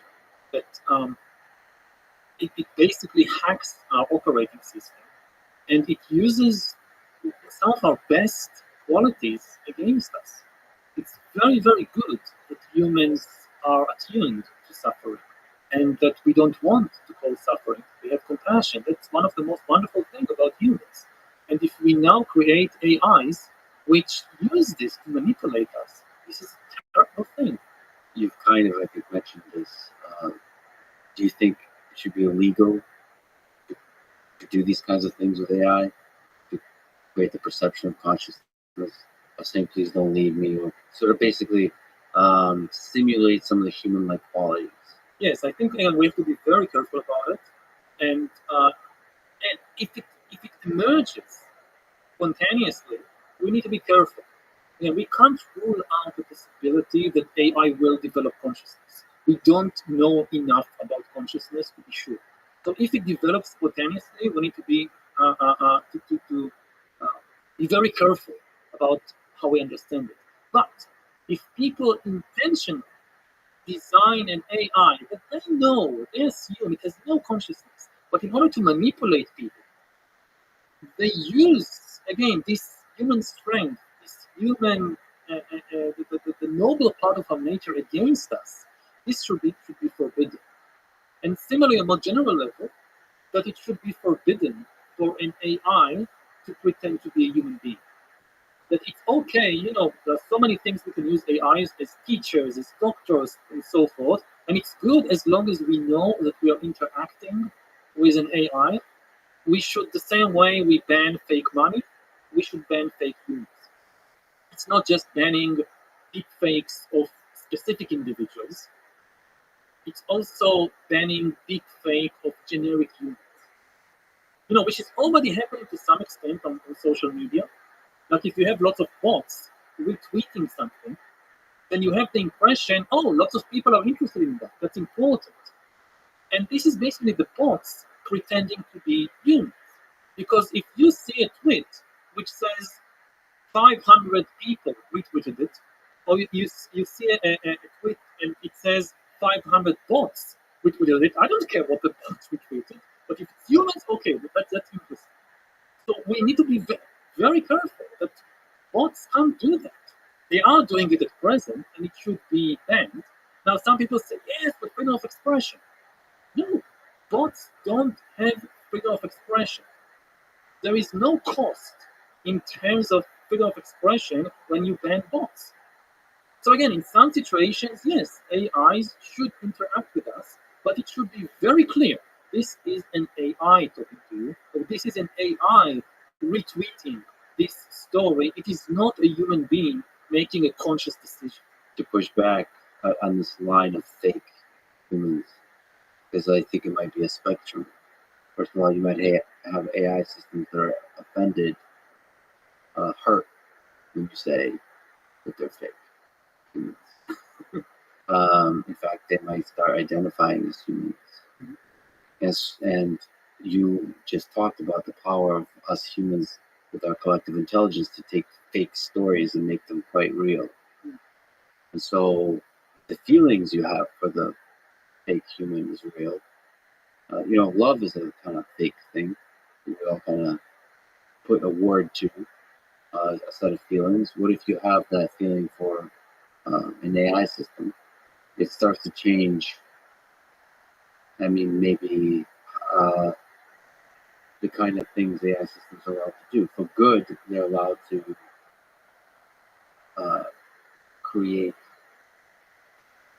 communicate suffering, communicate the good stuff, the longing, the hope, the connection, the intimacy, all of that.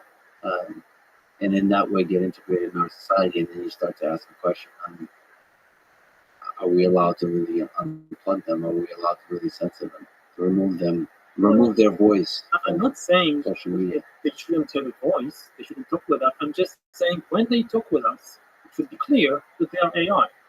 That's it. You can have your voice as an AI. Again, I have some medical problem. I want to get advice from an AI doctor. That's fine, as long as I know that I'm talking with an AI. What should be banned is AI pretending to be a human being. This is something that will erode trust, and without trust, society collapses. This is something that especially will endanger democracies, because democracies are built, and democracy is a conversation. And it's a conversation between people. If you now flood the public sphere with millions and potentially billions of AI agents that can hold conversations, they never sleep, they never eat, they don't have emotions of their own, they can get to know you and tailor their words specifically for you and your life story. They are becoming better than us at creating stories and ideas and so forth. If you flood the public sphere with that, this will ruin the conversation between people. It will ruin the trust between people. You will no longer be able to have a democracy in this situation. You can have other types of regimes, but not democracy. If we could talk about the big philosophical notion of truth, then we've already talked about the capacity of humans. One of the things that makes it special is stories. So, is there such thing as truth? Absolutely. What is truth? When somebody's suffering, that's true. I mean, this is why one of the things when you talk about suffering as a kind of ultimate reality, when somebody suffers, that is truth. Now, somebody can suffer because of a fictional story. Like somebody tells people that God said you must go on this crusade and kill these heretics. And this is a completely fictional story. And people believe it, and they start a war, and they destroy cities and kill people. But people that suffer because of that, and even the crusaders themselves, that also suffer the consequences of what they do, the suffering is true, even though it is caused by a fictional story. Similarly, when people agree on certain rules, the rules could come out of our imagination. Now, we can be truthful about it and say these rules, they didn't come from heaven, they came from our imagination. We look at sports, so we have rules for the game of football, soccer. They were invented by people. Nobody, I think very few people claim that the rules of football came down from heaven. Yes. We invented it. And this is truthful.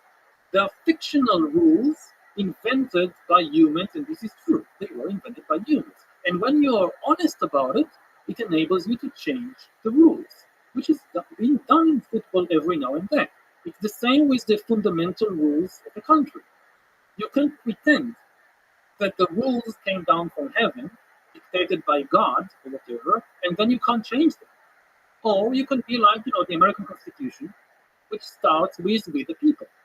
The American Constitution lays down certain rules for a society, but the amazing thing about it, it does not pretend to come from an external source. The Ten Commandments start with "I am your Lord God." And because it starts with that, you can't change it. The 10th commandment, for instance, supports slavery. The 10th commandment, in the 10th commandment, it says that you should not covet your neighbor's house or your neighbor's wife or your neighbor's slaves. It's okay to hold slaves according to the 10th commandment. It's just bad to covet the slave of your neighbor. Now, there is no 11th commandment which says if you don't like some of the previous 10 commandments, this is how you go about amending them, which is why we still have them unchanged. Now, in the US Constitution, you have all these rights and rules, including originally the ability to hold slaves. But the genius of the founding fathers of the United States, they had the humility to understand maybe we don't understand everything. Maybe we made some mistakes, so we tell you that these rules did not come from heaven, they came from us humans. We may have made a mistake, so here is a mechanism for how future generations can amend the Constitution, which was used later on to, for instance, amend the Constitution to ban slavery. So now you're describing some interesting and powerful ideas throughout human history. Can you just speak to the mechanism of how humans start to believe ideas? Is there something interesting to say there? When you're thinking about it, like how idea is born, and how it takes hold, and how it spreads, and how it competes with other ideas. First of all, ideas are an independent force in history. Marxists tend to deny that. Marxists think that all history is just a play of material interests. And ideas, stories, they are just a smokescreen to hide the underlying interests. My thoughts are to some extent the opposite. We have some biological objective interests that all humans share, like we need to eat, we need to drink, we need to breathe. But most conflicts in history are not about that. The interests which really drive most conflicts in history don't come from biology. They come from religions and ideologies and stories. So it's not that stories are a smoke screen to hide the real interests. The stories create the interests in the first place. The stories define who are the competing groups. Nations, religions, cultures, they are not biological entities. They are not like species, like gorillas and chimpanzees. No. Israelis and Palestinians, or Germans and French, or Chinese and Americans, they have no essential biological difference between them. The difference is cultural. It comes from stories. There are people that believe in different stories. The stories create the identity. The stories create the interests. Israelis and Palestinians are fighting over Jerusalem, not because of any material interest. There are no oil fields under Jerusalem. And even oil, you need it to realize some cultural fantasy. It doesn't really come from biology. So the stories are independent forces. Now, why do people believe one story and not another? That's history. There is no materialistic law. People will always believe this. No. History is full of accidents. How did Christianity become the most successful religion in the world? We can't explain it.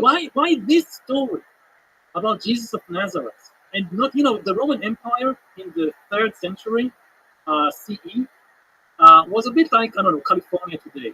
Like so many sects and subsects and gurus and religions, and like everybody has their own thing. Yeah. And you have, thousands of different stories competing. Why did Christianity come up on top? As a historian, I don't have a kind of clear answer.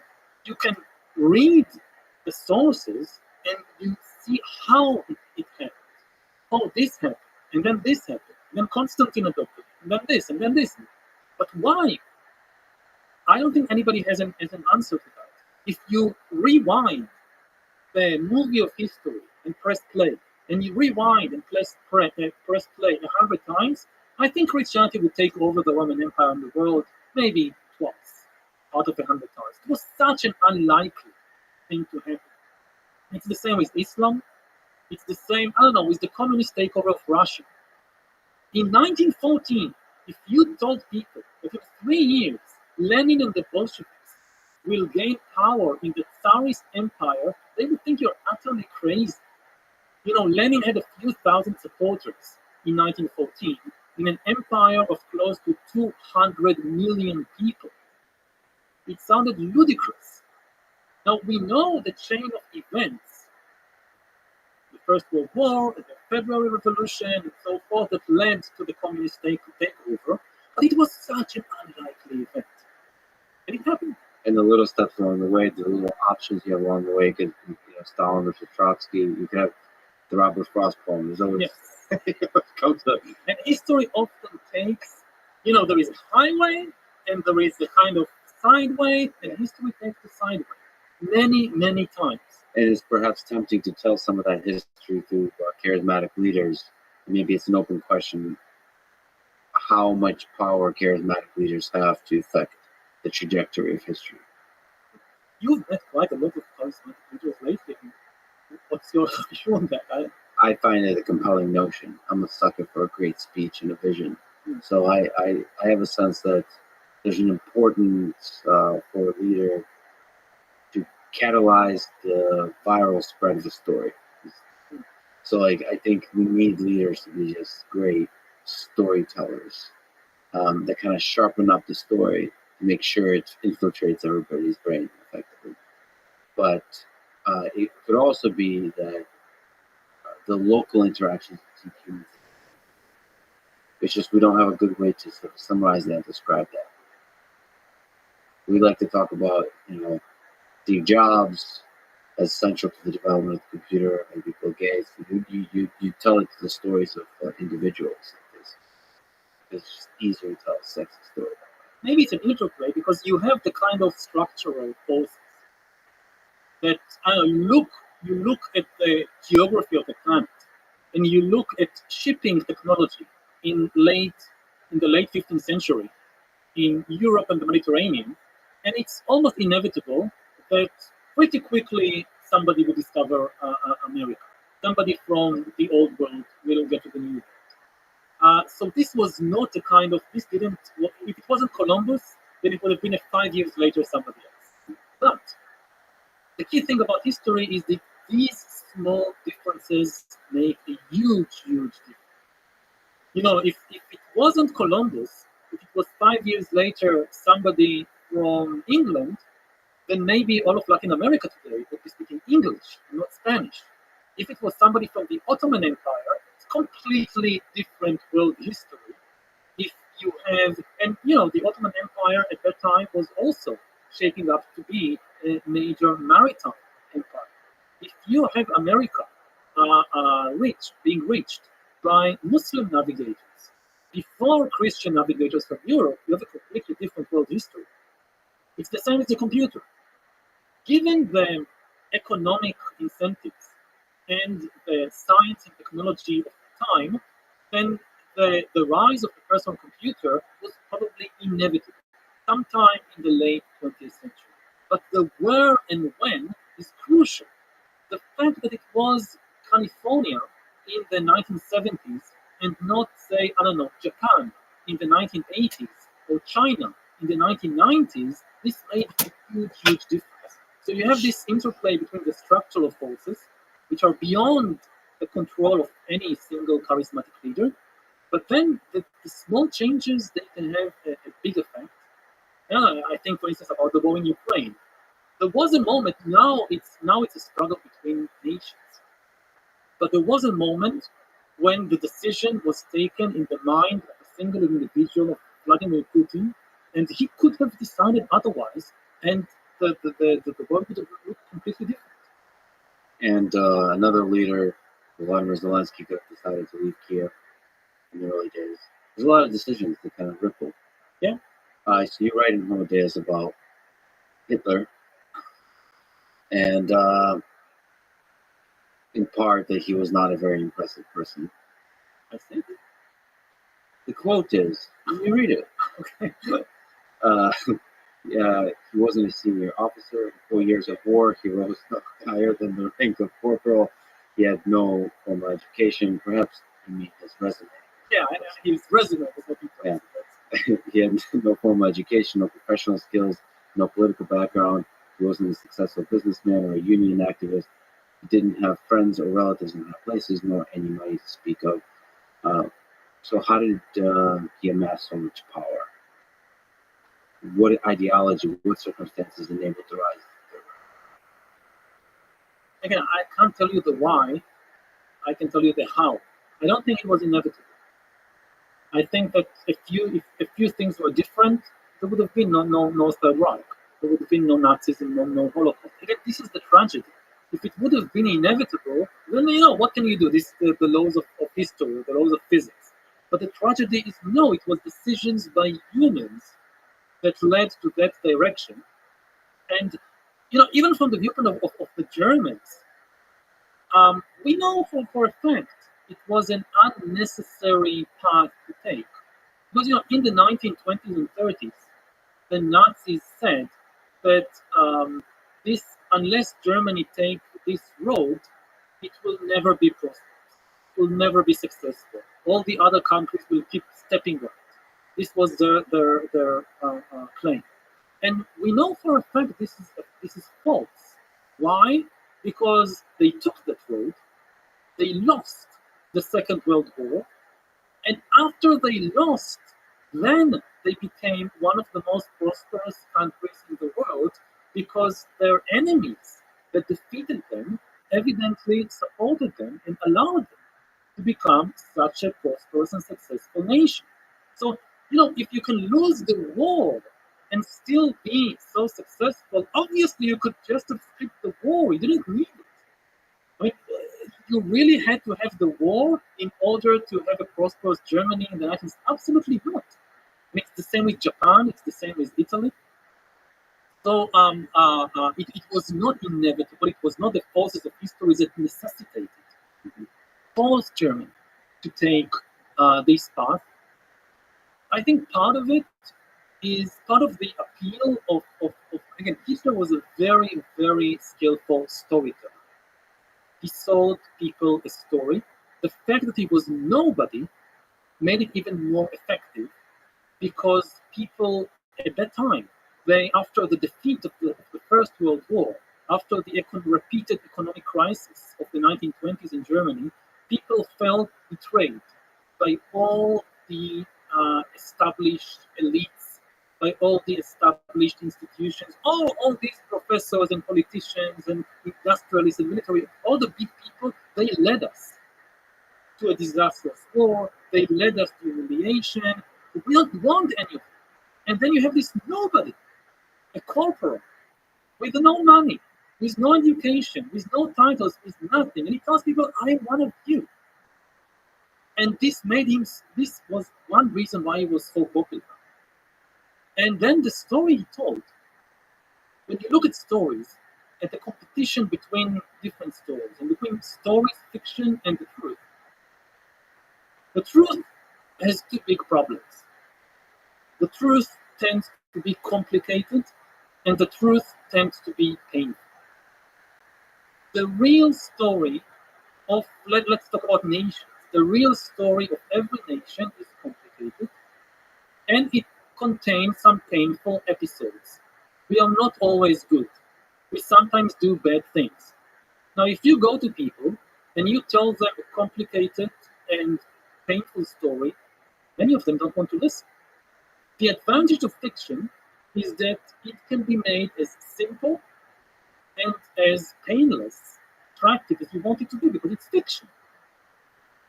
And then what you see is that politicians like Hitler, they create a very simple story We are the heroes. We always do good things. Everybody's against us. Everybody's trying to trample us. And this is very attractive. One of the things people don't understand about Nazism and fascism, we teach in schools about fascism and Nazism as this ultimate evil, the ultimate monster in human history. And at some level, this is wrong, because it makes people, it actually exposes us. Why? Because people hear, oh, fascism is this monster. And then when you hear the actual fascist story, what fascists tell you is always very beautiful and attractive. Fascists are people who come and tell you, you are wonderful. You belong to the most wonderful group of people in the world. You are beautiful. You are ethical. Everything you do is good. You've never done anything wrong. There are all these evil monsters out there that are out to get you, and they are causing all the problems in the world. And when people hear that, it's like looking in the mirror and seeing something very beautiful. Hey, I'm beautiful. We've never done anything wrong. We are victims. Everybody's and when you look and you heard in school that fascists are monsters, and you look in the mirror, you see something very beautiful, and you say, I can't be a fascist because fascists are monsters, and this is so beautiful, so it can't be. But when you look in the fascist mirror, you never see a monster. You see the most beautiful thing in the world, and that's the danger. This is the problem, with Hollywood's. And I look at Voldemort in Harry Potter. Who would like to follow this creep? Yeah. And you look at Darth Vader. This is not somebody you would like to follow. Christianity got things much better when it described the devil as being very beautiful and attractive. That's the danger. That you see something is very beautiful, you don't understand the monster underneath. And you're right precisely about this. And by the way, it's just a small aside. It always saddens me when people say how obvious it is to them that communism is a flawed ideology. When you ask them, try to put yourself in the beginning of the 20th century and see what you would do. A lot of people say it's obvious that it's a flawed ideology. So, I suppose some of the worst ideologies in human history, you could say the same. And in that mirror, when you look, it looks beautiful. Communism is the same. Also, you look at the communist mirror, you're the most ethical, wonderful person ever. Very difficult to see Stalin underneath. So, yeah, this, you're also right. During the 19th and 20th centuries, as humanism gained increasing social credibility and political power, it sprouted two very different offshoots. Socialist humanism, which encompassed a plethora of socialist and communist movements, and evolutionary humanism, whose most famous advocates were the Nazis. So if you could just linger on that, what's the ideological connection between Nazism and communism as embodied by humanism? And humanism basically is, the focus is on humans, that they are the most important thing in the world. They move history. But then there is a big question, what are humans? What is humanity? Now, liberals, they place at the center of the story individual humans, and they don't see history as a kind of necessary collision between big forces. They place the individual at the center. If you want to know, there is a bad, especially in the US today, liberal is taken as the opposite of conservative. But it's to test whether you're liberal, you need to answer just 3 questions. Very simple. Do you think people should have the right to choose their own government, or the government should be imposed by some outside force? Do you think people should have the right to the liberty to choose their own profession, or either born into some caste that predetermines what they do? And do you think people should have the liberty to choose their own spouse, their own way of personal life, instead of being told by elders or parents who to marry and how to live? Now, if you answered yes to all 3 questions, people should have the liberty to choose their government, their profession, their personal life, their spouse, then you're a liberal. And most conservatives are also liberal. Now, communists and fascists, they answer differently. For them, history is not, yes, history is about humans. Humans are the big heroes of history, but not individual humans and their liberties. Fascists imagine history as a clash between races or nations. The nation is at the center. They say the supreme good is the good of the nation. You should have 100% loyalty only to the nation. You know, liberals say, yes, we should be loyal to the nation, but it's not the only thing. There are other things in the world. There are human rights. There is truth. There is beauty. Many times, yes, you should prefer the interests of your nation over other things, but not always. If your nation tells you to murder millions of innocent people, you don't do that, even though the nation tells you to do it. When to lie for the national interest, you know, in extreme situations maybe, but in many cases, your loyalty should be to the truth, even if it makes your nation looks a bit not in the best light.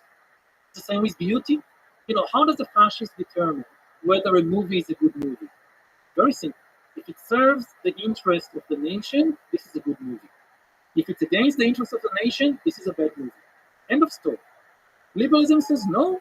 There is aesthetic values in the world. We should judge movies not just on the question whether they serve the national interest, but also on artistic value. Communists are a bit like the fascists. Instead, that they don't place the nation as the main hero, they place class as the main hero. For them, history, again, it's not about individuals, not about nations. History is the clash between classes. And just as fascists imagine in the end only one nation will be on top, the communists think in the end only one class should be on top, and that's the proletariat. And same story. Your 100% of your loyalty should be to the class.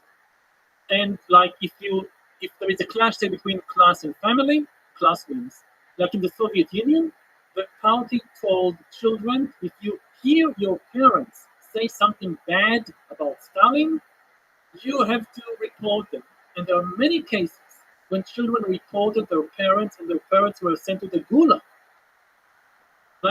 And you know, your loyalty is to the party, which leads the proletariat to victory in the historical struggle.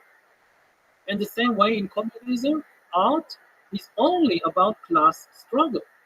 A movie is good if it serves the interest of the proletariat. Artistic values, there is nothing like that. And the same with truth.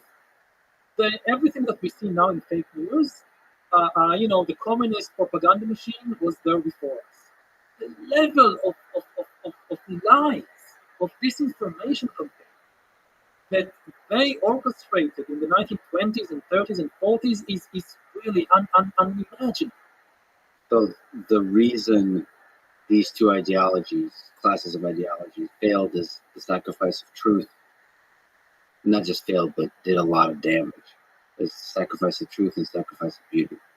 And sacrifice of hundreds of millions of people, disregard for human suffering. Like, okay, so in order for our nation to win, in order for our class to win, we need to kill those millions, kill those millions. That was in ethics, aesthetics, truth, they don't matter. The only thing that matters is the victory of the state or the victory of the class. And liberalism was the antithesis to that. It says no, not only it has a much more complicated view of the world. And both communism and fascism, they have a very simple view of the world. There is one, your loyalty, 100% of it should be only to one thing. Now, liberalism has a much more complex view of the world. It says, yes, there are nations, they are important. Yes, there are classes, they are important, but they are not the only thing. There are also families. There are also individuals. There are also animals. And your loyalty should be divided between all of them. Sometimes you prefer this, sometimes you prefer that. That's complicated. But life is complicated. But also, I think maybe you can correct me, but liberalism acknowledges the corrupting nature of power when there's a guy at the top, sits there for a while, managing things. He's probably going to start losing a good sense of reality and losing the capability to be a good manager. It feels like the communist and fascist regimes don't acknowledge that basic characteristic of human nature that power corrupts. Yes, they believe in infallibility. They are in this sense they are very close to being religious. In Nazism, Hitler was considered infallible, and therefore you don't need any checks and balances on his power. Why do you need to balance an infallible genius? And it's the same with the Soviet Union.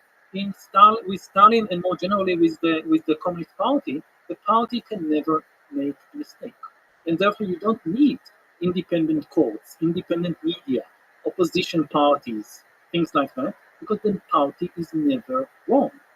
You concentrate the same way 100% of loyalty to be to the party, 100% of power to be in the hands of the party. The whole idea of liberal democracy is embracing fallibility. Everybody is fallible. All people or leaders or political parties or institutions. This is why we need checks and balances, and we need many of them. If you have just one, then this particular check itself could make terrible mistakes. So you need, you need a press, you need the media to serve as a check to the government. You don't have just one newspaper or one TV station. You need many, so that they can balance each other. Then the media is not enough. So you have independent courts, you have free academic institutions, you have NGOs, you have a lot of checks and balances. So that's the ideologies and the leaders. What about the individual people, the millions of people that play a part in all of this, that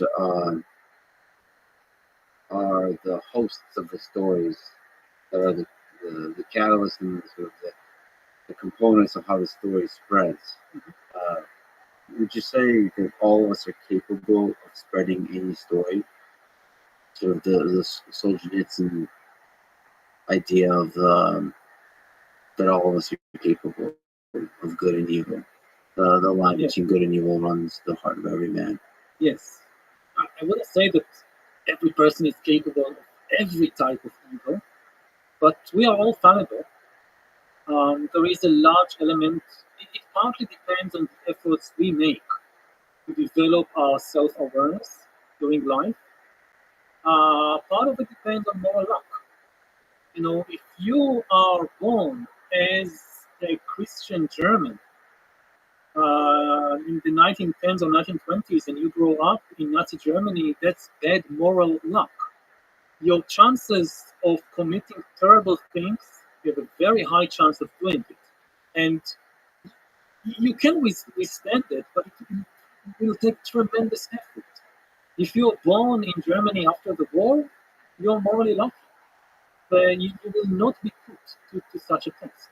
You will not need to exert these enormous efforts not to commit atrocities. So this is just part of history. There is an element of luck. But again, part of it is also self-awareness. And you asked me earlier about the potential of power to corrupt. And I listened to the interview you just did with Prime Minister Netanyahu a couple of days ago. And one of the things that most struck me during the interview, that you asked him, are you afraid of this thing that power corrupts? He didn't think for a single second. He didn't pause. He didn't admit even a tiny little level of a doubt of no, power doesn't corrupt. It was, for me, it was a shocking and a revealing moment. And it kind of dovetails with how you began the interview. But I really liked your opening gambit. That kind of, no, really, you kind of told him, lots of people in the world are angry with you. Some people hate you. They dislike you. What do you want to say to them? And you gave him this kind of platform. And I was very excited. What will he say? And he just denied it. He basically denied it. he had to cut short the interview from 3 hours to 1 hour because he had hundreds of thousands of Israelis in the streets demonstrating against him, and he goes and says, "No, everybody likes him. What are you talking about?"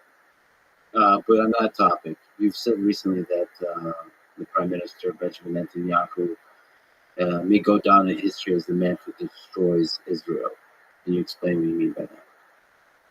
Yes, he is basically tearing apart the social contract that held this country together for 75 years. He's destroying the foundations of Israeli democracy. I don't want to go too deep unless you want it, because I guess most of our listeners, they have bigger issues on their minds than the fate of some small country in the Middle East. But for those who want to understand what's happening in Israel, there is really just one question to us. What limits the power of the government? In the United States, for instance, there are a lot of checks and balances that limit the power of the government. You have the Supreme Court, you have the Senate, you have the House of Representatives, you have the President, you have the Constitution, you have 50 states, each state with its own Constitution, and Supreme Court, and Congress, and Governor. If somebody wants to pass a dangerous legislation, say in the House, it will have to go through so many obstacles. Like if you want to pass a law in the United States, taking away voting rights from Jews, or from Muslims, or from African Americans, even if it passes, even if it has a majority in the House of Representatives, it has a very, very, very small chance of becoming the law of the country. Because it will have to pass again through the Senate, through the President, through the Supreme Court, and all the federal structure. In Israel, we have just a single check on the power of the government, and that's the Supreme Court. There is really no difference between the government and the legislature, because there are no separate elections like in the US. If you win majority in the Knesset, in the parliament, you appoint the government. That's very simple. And if you have 61 members of Knesset who vote, let's say on a law to take away voting rights from Arab citizens of Israel, there is a single check that can prevent it from becoming the law of the land, and that's the Supreme Court. And now the Netanyahu government is trying to neutralize or take over the Supreme Court, and they've already prepared a long list of laws. They already talk about it. What will happen the moment that this last check on the power is gone? They are openly trying to gain unlimited power, and they openly talk about it. But once they have it, then they will take away the rights of Arabs, of LGBT people, of women, of secular Jews. And this is why you have hundreds of thousands of people in the streets. You have Air Force pilots saying we stop flying. But this is unheard of in Israel. We are still living under existential threat from Iran, from other enemies. And in the middle of this, you have Air Force pilots who dedicated their lives to protecting the country, and they are saying, that's it. If this government doesn't stop what it is doing, we stop flying. So, as you said, I just did the interview, and as we were doing the interview, there's protests in the streets. Do you think the protests will have an effect? I hope so very much. I'm going to many of these protests. I hope they will have an effect. If we fail, this is the end of Israeli democracy, probably. This will have repercussions far beyond the borders of Israel. Israel is a nuclear power. Israel has one of the most advanced cyber capabilities in the world, able to strike basically anywhere in the world. If this country becomes a fundamentalist and militarist dictatorship, it can set fire to the entire Middle East. It can again have destabilizing effects far beyond the borders of Israel. So you think without the check on power, it's possible that the Netanyahu government holds on to power? Nobody tries to gain unlimited power just for that. When you have so many problems in Israel, and Netanyahu talks so much about Iran and the Palestinians and Hezbollah, we have an economic crisis. Why is it so urgent at this moment in the face of such opposition, why is it so crucial for them to neutralize the Supreme Court?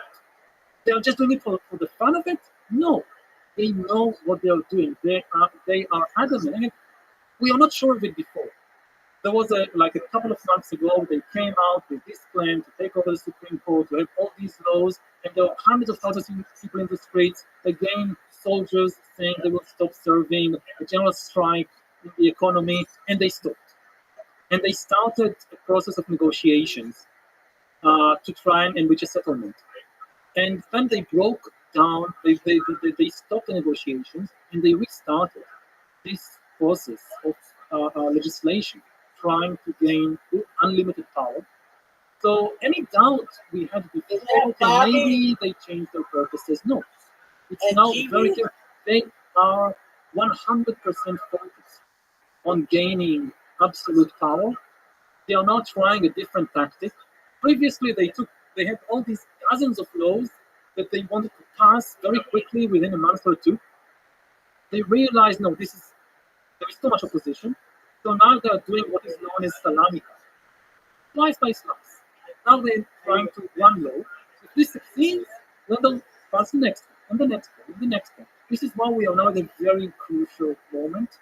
And when you see, again, hundreds of thousands of people in the streets almost every day, when you see resistance within the armed forces, within the security forces, you see high-tech companies saying, we will go on strike. It's the private businesses.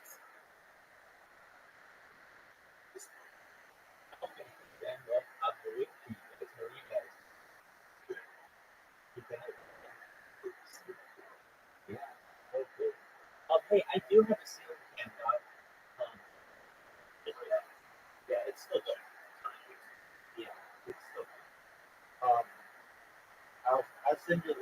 I have a permanent link, so if you ever want to find any of my live streams, you can find them.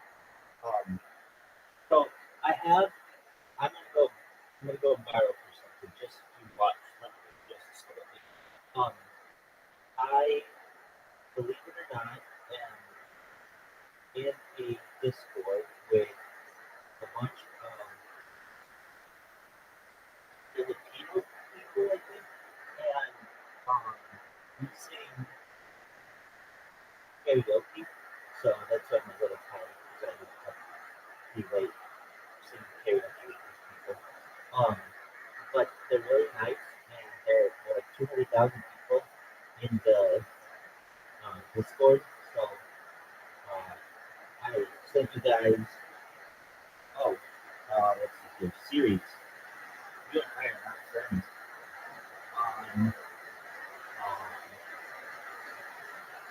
Discord. So accept my friend request if you would.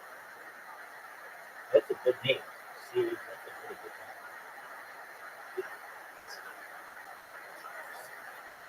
Yeah. It's simple. Easy to remember. So if you check out that link that I just sent, you'll see all my different streams. I have a ceiling fan. I have a bunch of things. Now, I have more cameras than that. It's like I'm looking at it and it's like, hey, we're just looking at it. I have more than that, but I'm not using everything is not Rabbi Rothschild branded. And the reason why is because I don't always want everything Rabbi Rothschild branded, because if I ever get my account banned, I want my account still somewhere out in the internet world and like backed up permanently, and it would be really hard for someone to find me behind the company. So I also have like 7 different other accounts that just back up video archives.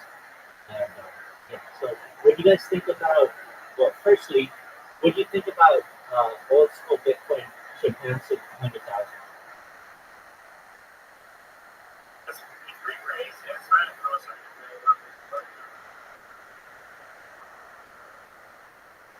I agree.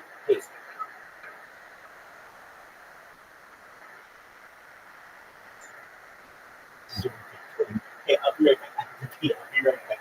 Apologies.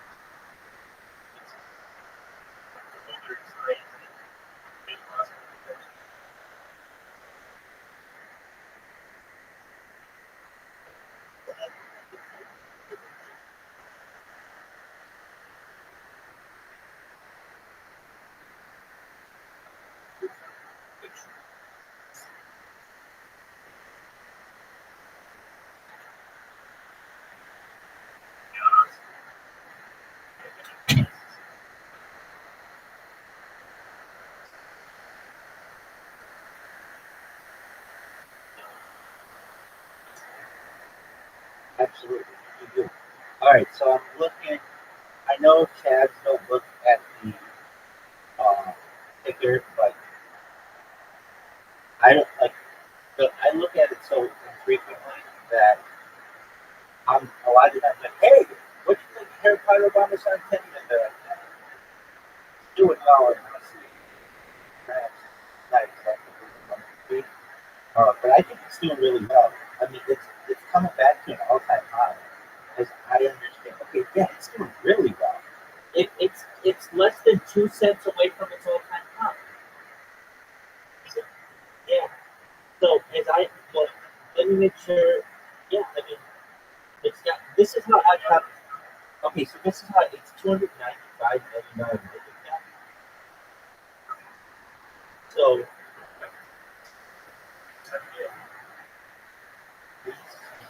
so 31 cents is the highest that I've ever had. What do you think? 37?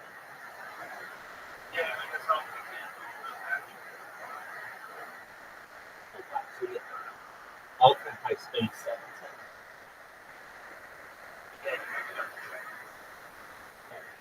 Yeah,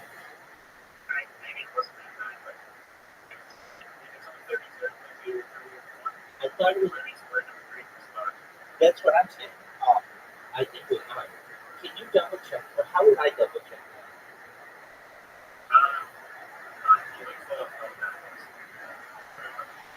Okay.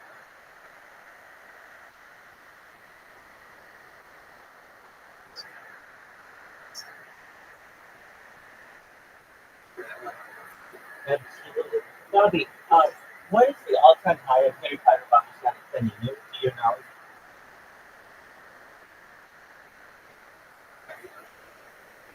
Oh, it's you think 30.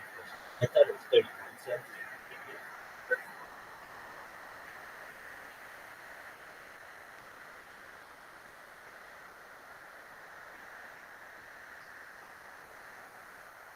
Well, I think it's very good that old school Bitcoin uh, has surpassed 100,000, just because it opens up a lot of people's eyes to cryptocurrency, and then the fact that we have the ticker Bitcoin.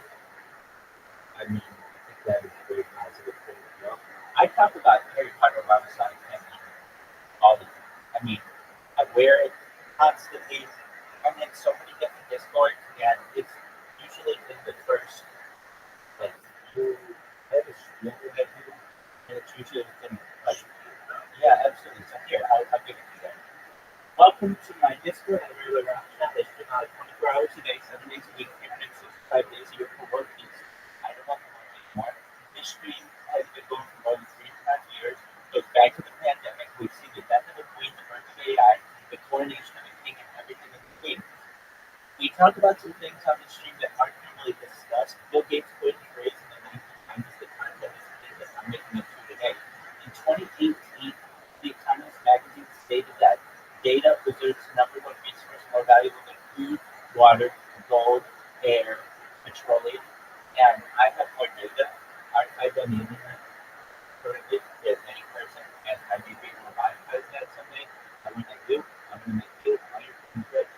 Some of the other topics that we discussed on this stream are things like anti-gravity, antimatter, alien disclosure, de-extinction.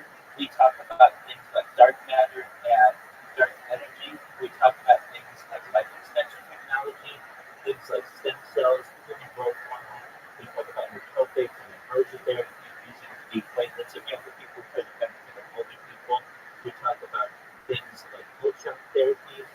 Basically, when you were born, your average life expectancy is probably about 80, and with some of these life extension technologies, we might be able to hit that to age 100, 120.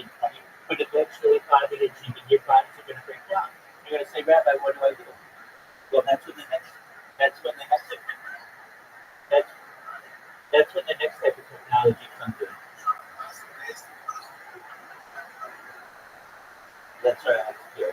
But for the rest of us, essentially there's a type of technology known as mind uploading technology, where we scan your brain into a computer. Absolutely. Like a CAT scan or an MRI, where we know where every cell is in your central nervous system, in your peripheral nervous system, not only in every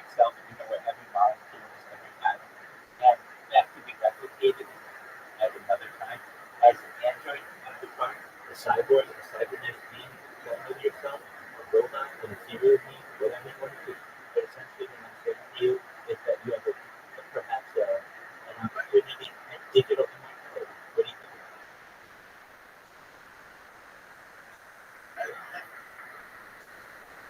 Go for it.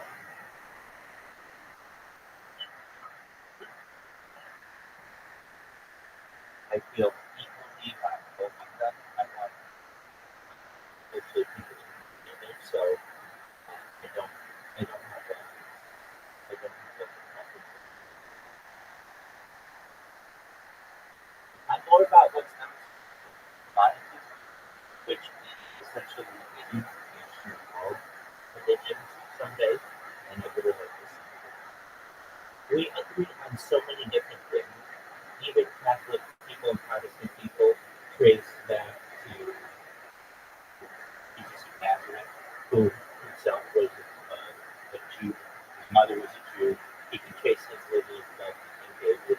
And if you go back even further,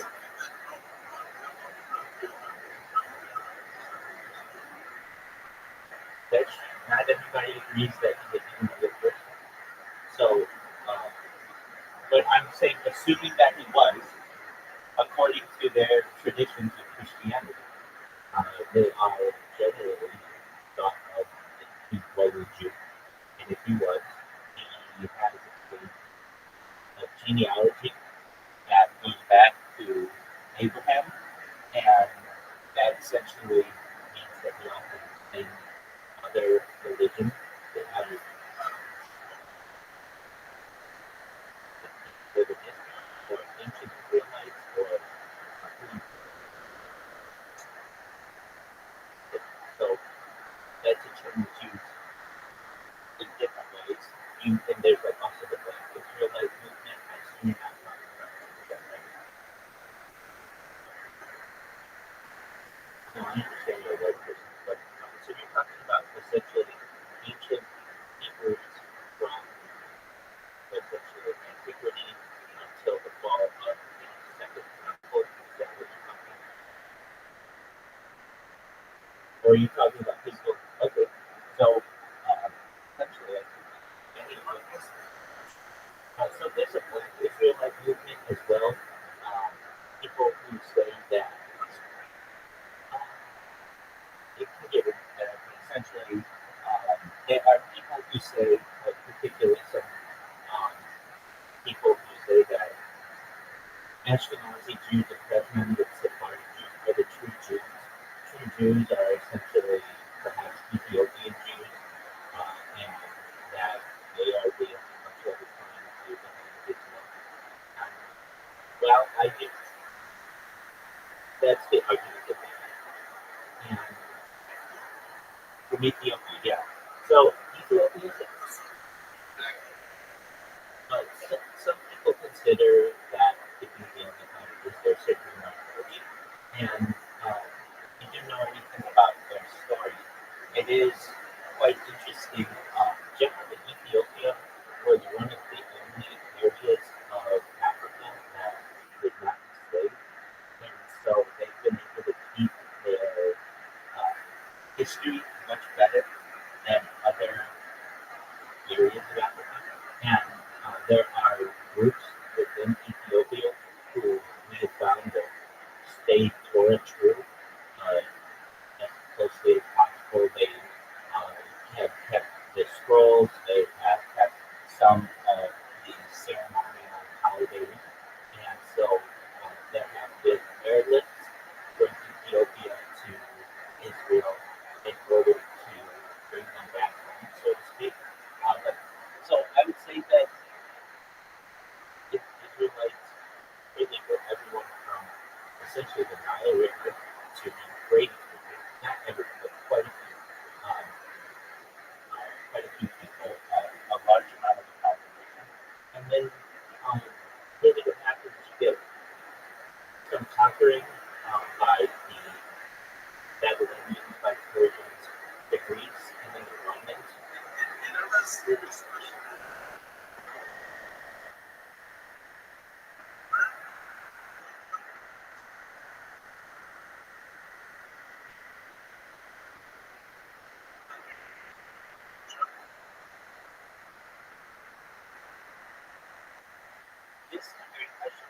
It's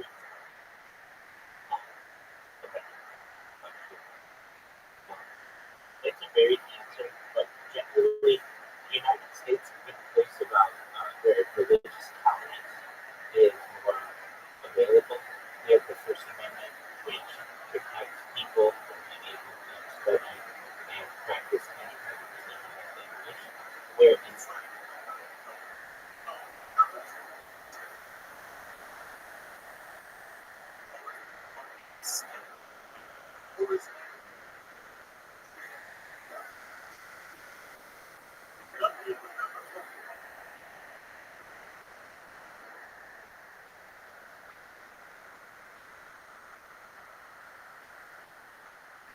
Right. Okay. So, if you get into different topics, usury, if you want to do, the idea of lending with interest is what usury is. So, generally, as I understand, within the Roman Catholic Church and the Eastern Church, it was considered against true.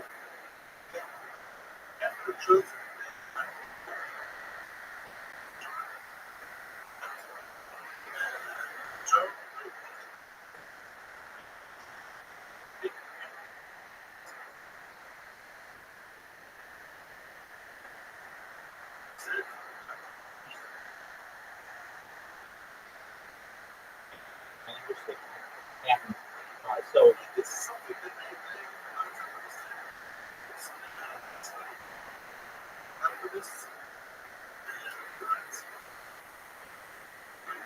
sure.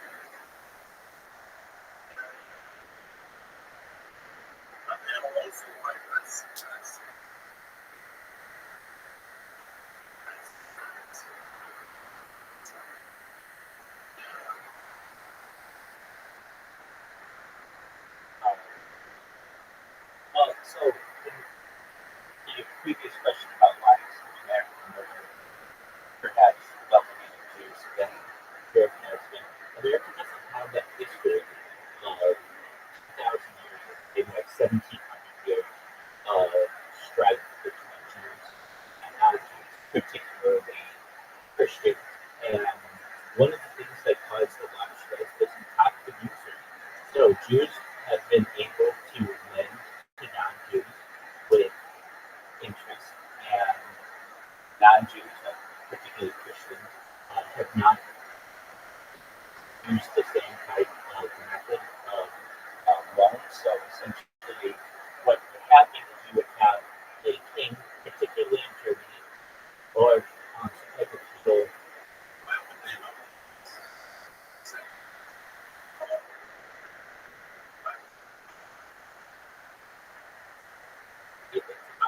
So essentially, you would have what was known as a court king, or someone who could lend loans to people at interest, and you would keep them very close to the king or the ruler, and thus you would be able to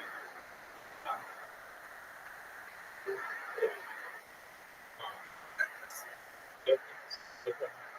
So you would have the ability to have one group of people who were able to lend money at interest, and that was seen by many people as a privilege that they did not have, and the state did the work. What up, Dipper? Hi, Dipper. How are you? Are you 18, Dipper? How old is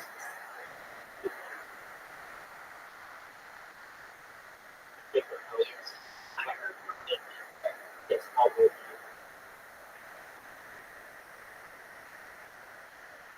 Dipper. Yes, Dipper. How old are you? Dipper. Dipper, you don't sound 18, my friend. You have to be 18 to be in here.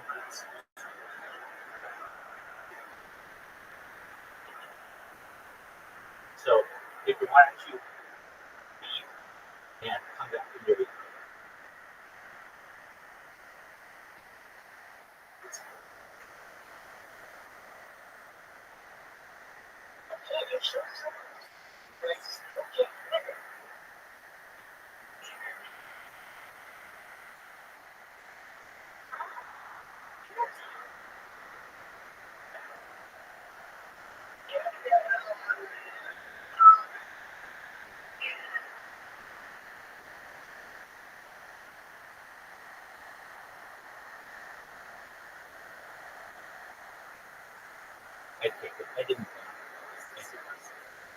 Okay, so essentially there'd be one group of people that was allowed to loan at interest, and then those people were seen as negative to many others because if you didn't pay your loans, then they would take your house. And they were very close, especially with the rulers of the area, and there's negative connotations with people that come from money, from the ability to loan second class.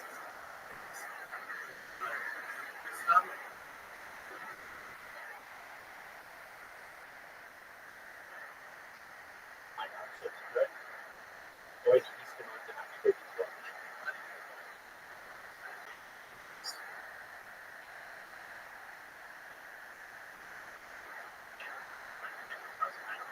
Absolutely. Absolutely. And it goes into other topics as well. There's certainly a philosophy that um, people of Nazareth may come back once everyone on earth is Christian or some kind of Christian denomination. And the last remnants of that are essentially Jews. And if Jews are very strident in their religious fervor, then Jesus of Nazareth isn't going to come back. So they're seen as the Christians see the Jews as a negative. And really, anywhere where you have different religions located in close proximity of another, you can have internal strife. So arguably the same arguments could be made where Christians and Muslims have close ties. There's anti-Islamic sentiment on the side of Christians and anti-Christian sentiment.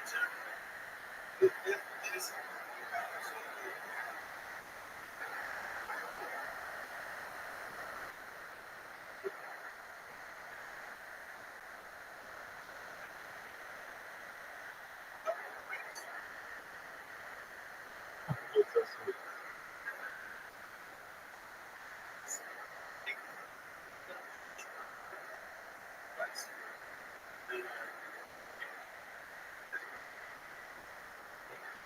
It happens. And I would say that I have open heart for people of all backgrounds. And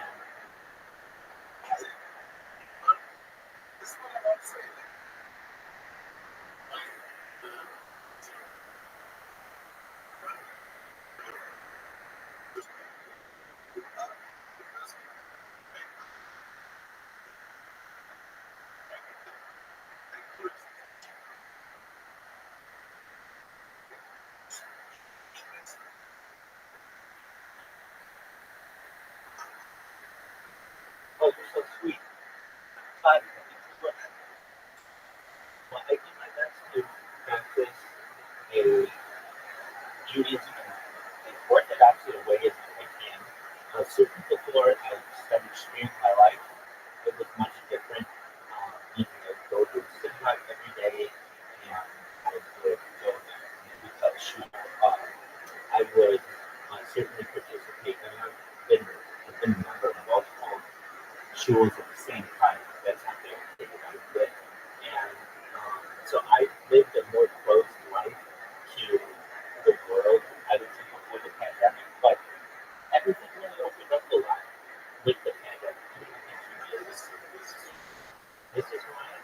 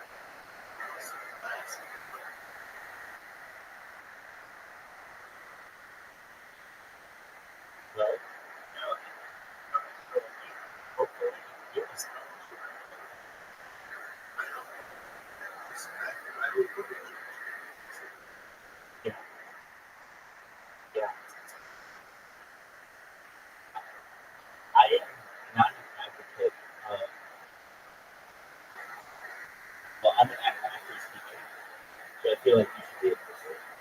But I know that, especially in Europe, there have been laws that really limit what you can discuss, and I especially don't think it's right when it's a historical event, the inability to be able to discuss it.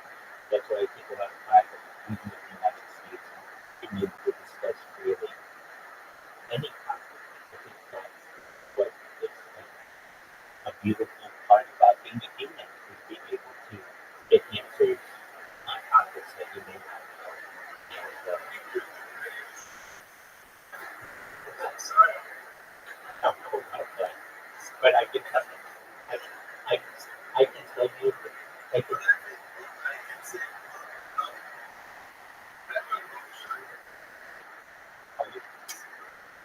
you're so sweet.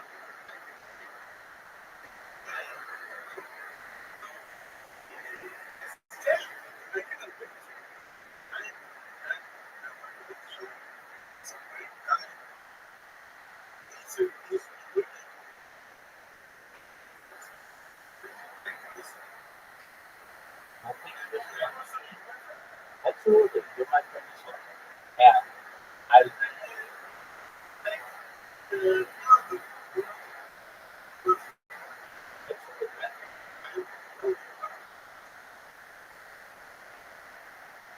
oh, weird is a subjective determination.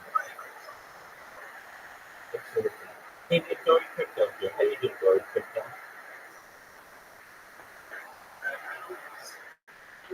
Oh, absolutely.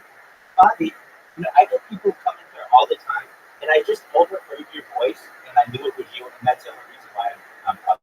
I heard GB as well, but I wondered who this was, and then when I knew it was you guys, oh, absolutely. We get random people who come in here all the time, and they'll just come in and throw the N-word or be really rude and things.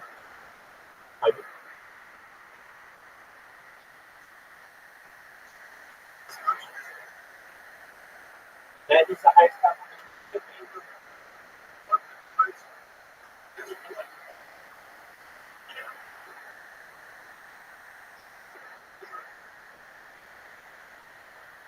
Absolutely. I was in bed and I'm thinking to myself, man, that sounds like Bobby.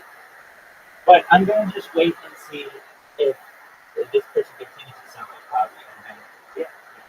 I like, you even notice your series in here. I didn't know you. It's not like you came in. I know your voice. We've had lots of conversations. I know your interests. Absolutely. At many different times of the day, I know your interests. And then GG, of course, she's one of the pillars of the Harry Potter Rubber Science Center community. And the other thing with GB that I have is occasionally I think GB and Sterling sound similar. So I have to like differentiate between the two. Like yeah, I mean no. He was in Harry Potter Rubber Science and he's a very interesting individual. If you've ever had a chance to talk with him, he was a very interesting. But he was in. There was a big meeting with Harry Potter Rubber Science like 3 days ago when old school crypto, old school Bitcoin surpassed 100,000. GB, you were there for that, weren't you? Yeah, exactly. So we have some of our other friends in here. These are some new friends that I've made recently. CXMP. Hopefully they're having a good day. How are you doing, CXMP?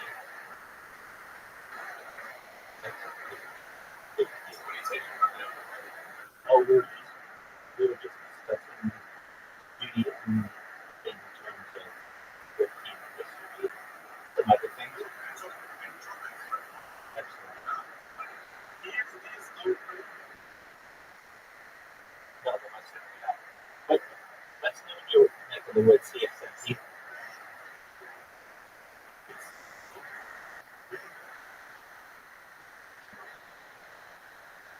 That's yeah. Yes. Yeah. No, absolutely. I don't see it as scary. I don't see it as scary.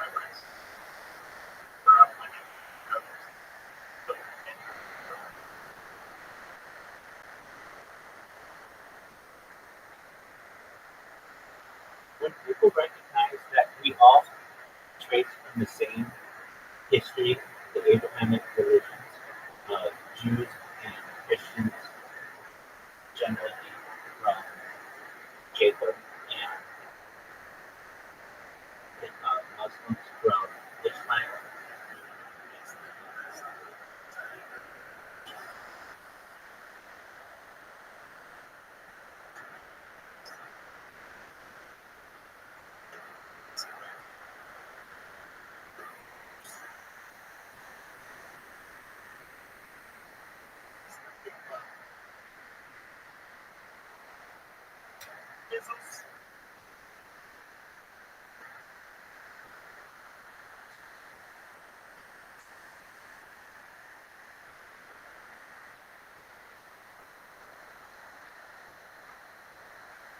But this is contemporary time.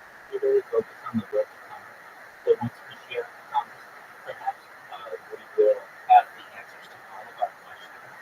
And we await a day when Mashiach, we are in the age of Mashiach, essentially an age of the building of the second temple into the third temple. And I want to see that happen, but I want to see it happen without anyone getting hurt or anyone dying. I don't like anyone dying anywhere in the world at any time. I really am a futuristic thinker where I think that perhaps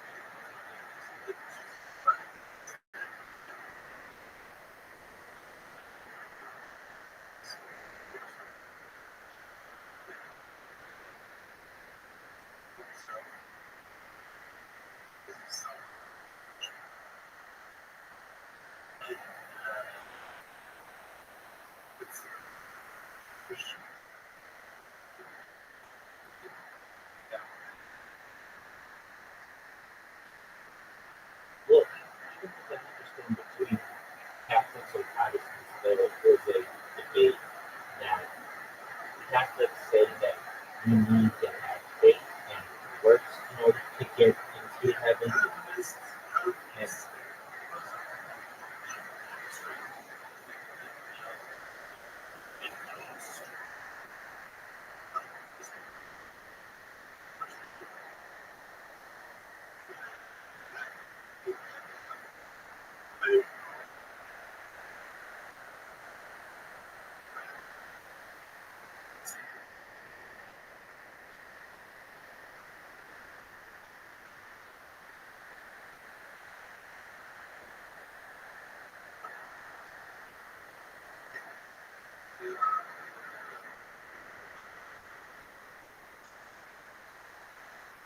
And as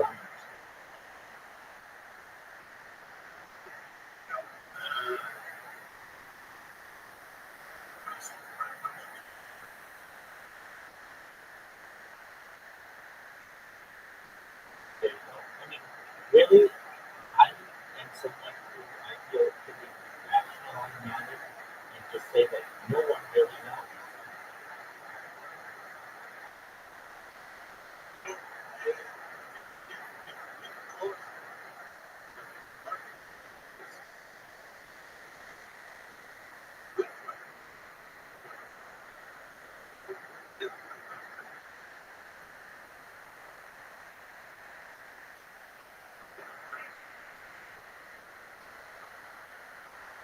Everyone's entitled to their peace.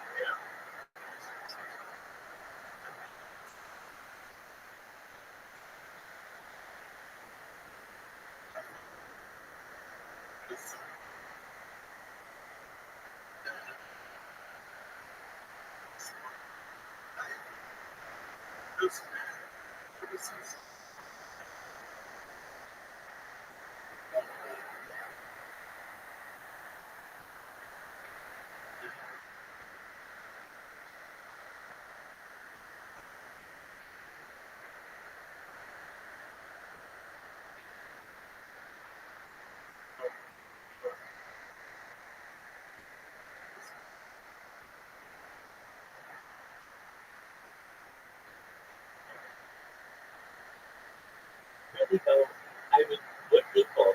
Nobody really knows. These are just traditions that have been passed along for thousands of years. But when we look at ourselves as evolutionary beings, these are quite new ideas within our evolutionary timeline. And I'm a futurist, so I know that we have traditions that may separate us as Jews, as Christians, as Muslims, as Taoists, as Confucianists, as Buddhists, and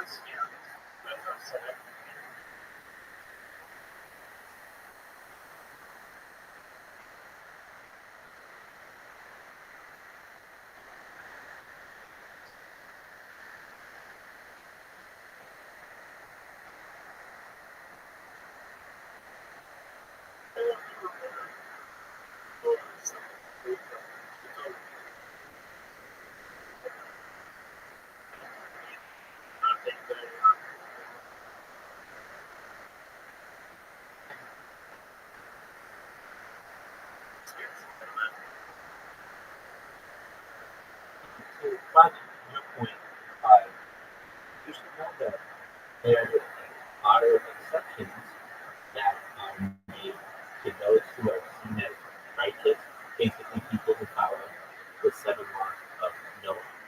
There, there is a place for them to have such rights. So don't think it's just for Jews. We, as Jews, focus much more on the present day, though. You know, many other religions focus on the afterlife, but really we focus on the here now, doing mitzvah for other people, saying blessings, living in the best that we can in good country. Now, perhaps some of the people who listen to you guys' interaction don't live their lives that way, and there's not too much I can do about that. But at the heart of Orthodox Judaism is being a light to the world, being essentially a good example for everyone around us. So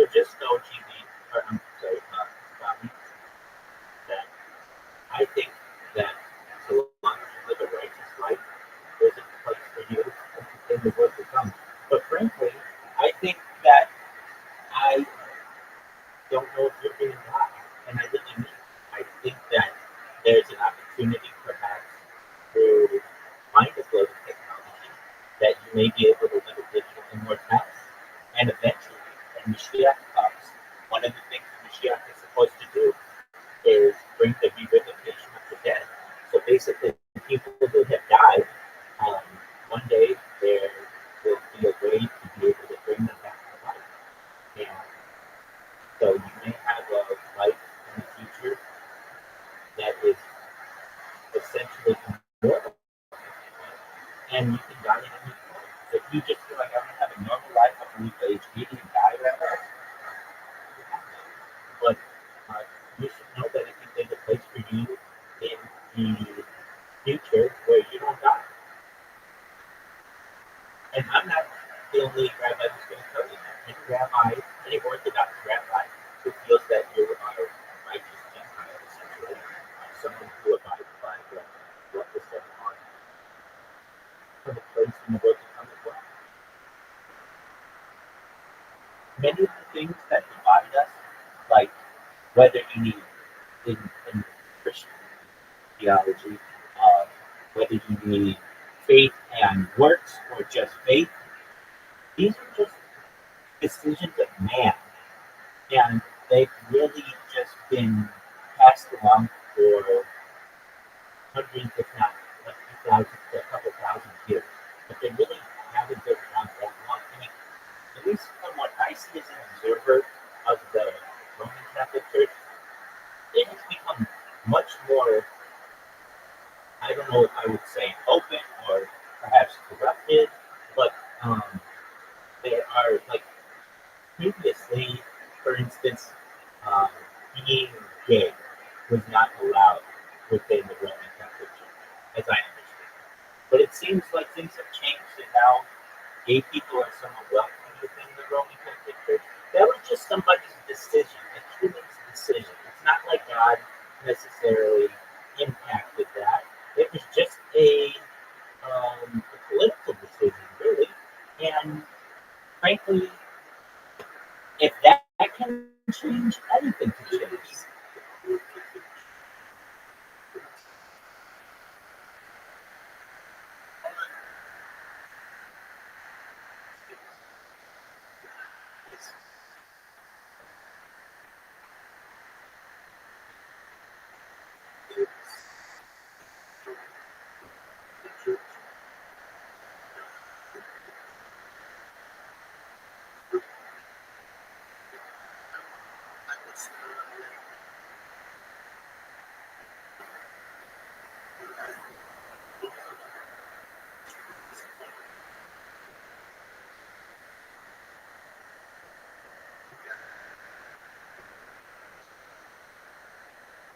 Well, let's watch the terms that we're using.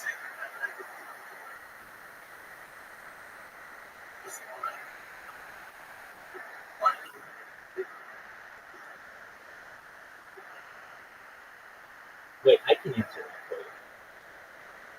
The Catholic Church has a long history of persecuting people. Everything from the Crusades to the Inquisition to perhaps problems that have arisen. And it isn't just against Jews, it's been against Muslims. But I'm not saying that it's not what any other civilization would have done or any other group of people. You want everyone united under your kingdom. So, of course, you're going to say either convert or die. But there are major hostilities that are still held by many of the people who have been persecuted. And in the United States, it's been a larger issue as well with the, in recent times with many of the sexual scandals that have been. But I will say this, I mean, as an outsider to the Christian world, I tend to believe that much of the sexual abuse, if you were to take like 100 people and say one or two of them or five of them, I don't know how many, have child molesting proclivities, and you were to take the Roman Catholic Church look at just the priesthood, I think that the idea of the proclivities is no higher than you would find in general. You're going to find bad people anyway.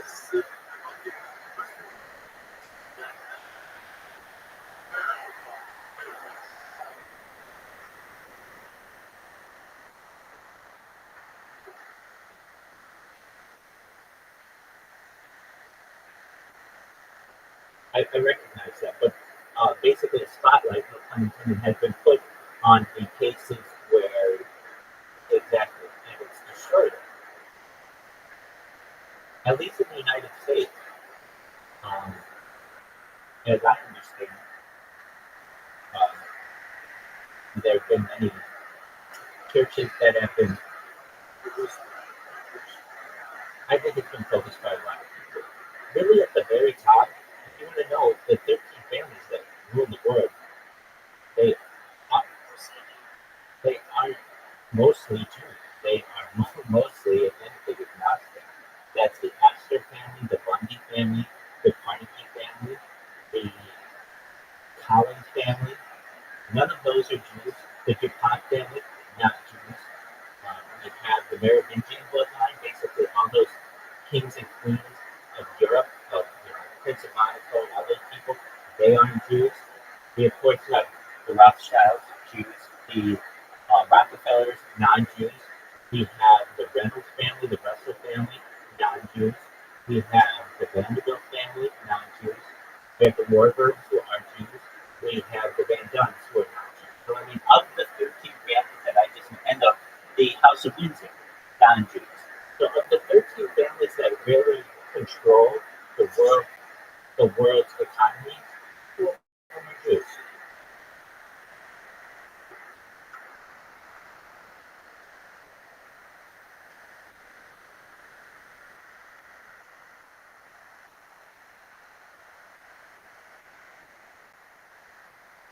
Okay.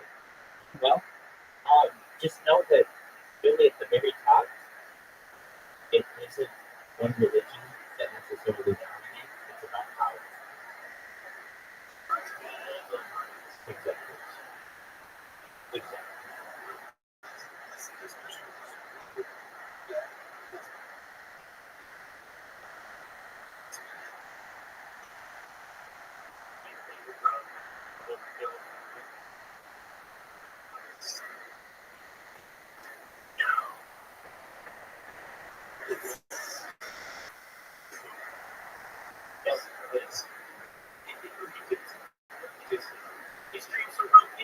Exactly. Hey, do you want to put me in the number?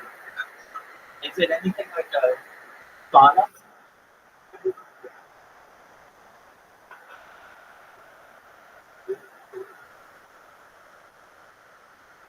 Okay.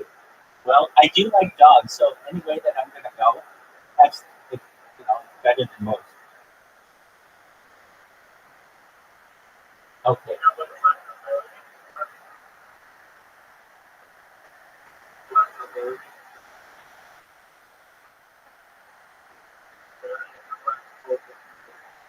Right. Like the Jesuits, right? The head Jesuit is like the Black Pope, is like the secret Pope.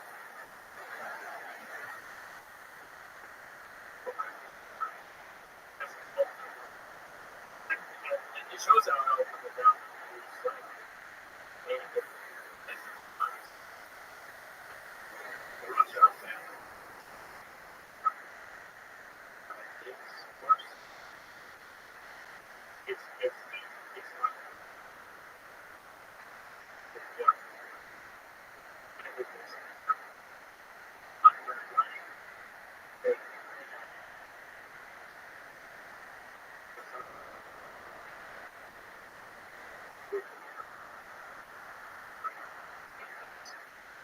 okay. Yeah, but you know what I use is dog collar. It's like Russians do.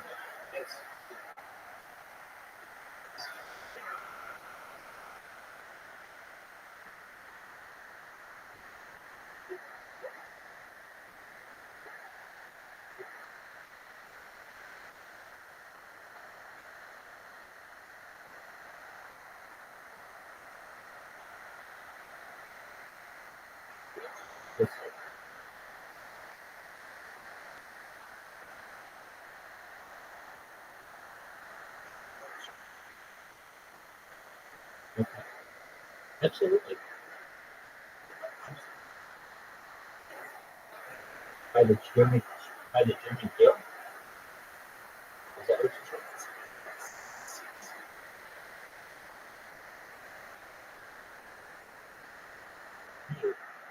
In my book, everybody deserves a second chance.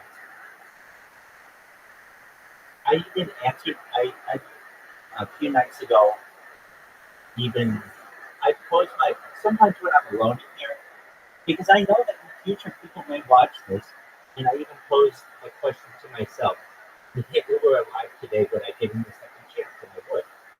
With modern day knowledge and the ability to have any piece of information at the press of a button, I think that perhaps different decisions may have been made. Take care, Bobby. Take care, my friend.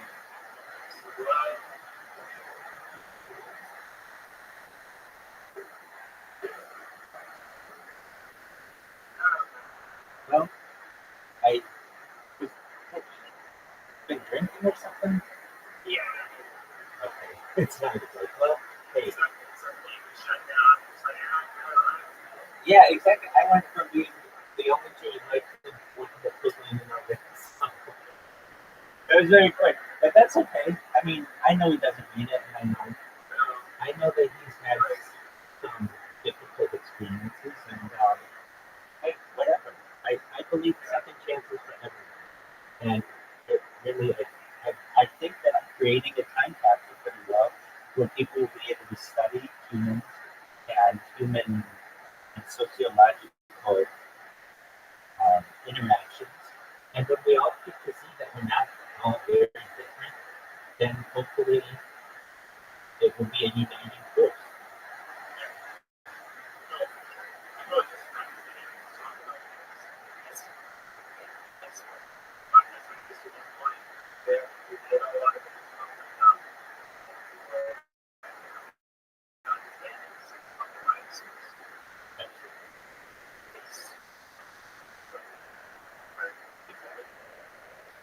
I agree, and it's at at the very heart of anything, whether you are a imam or a rabbi or a priest or just any of those we're really agnostic. We don't know. No one really knows anything. No one really knows anything. And so, no matter how devout you are, you're just doing something for tradition's sake because your parents told you to do it and their parents told them to do it. But at the end of the day, we don't know. And that's basically what I think is a uniting force. Okay, we don't know. So let's come together and talk about what we do know, perhaps, or what unites us as a people.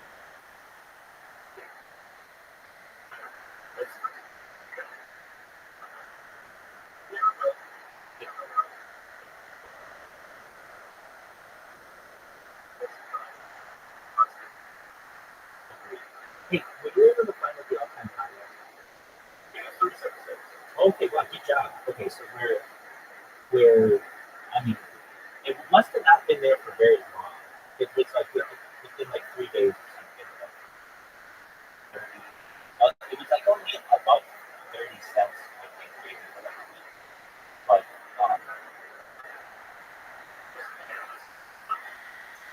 but we're already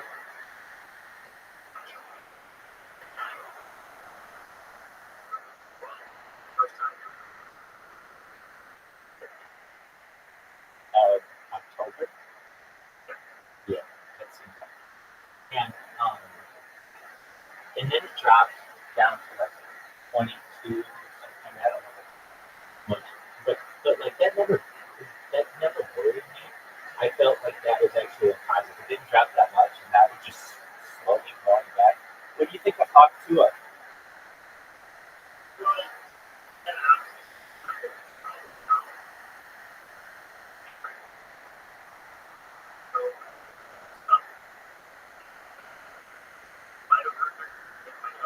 No, I think it's up there. In fact, I think that in the future will be a hot play. I mean, people look at this with these short-term outlooks, like, hey, what have you done for me lately? I look at this being like, okay, she's a young person. She's got another, I don't know, 50 years of being in the spotlight with the podcast and all that other stuff. And I would not sell that moment like that. I mean, that's how I look at things. I look at NFTs that way too. I talk about Brooks Brothers all the time, especially with people who say, like, well, they get into NFTs and like, oh, Rabbi, I bought 10 different NFTs for hundreds of dollars and they're worth nothing now.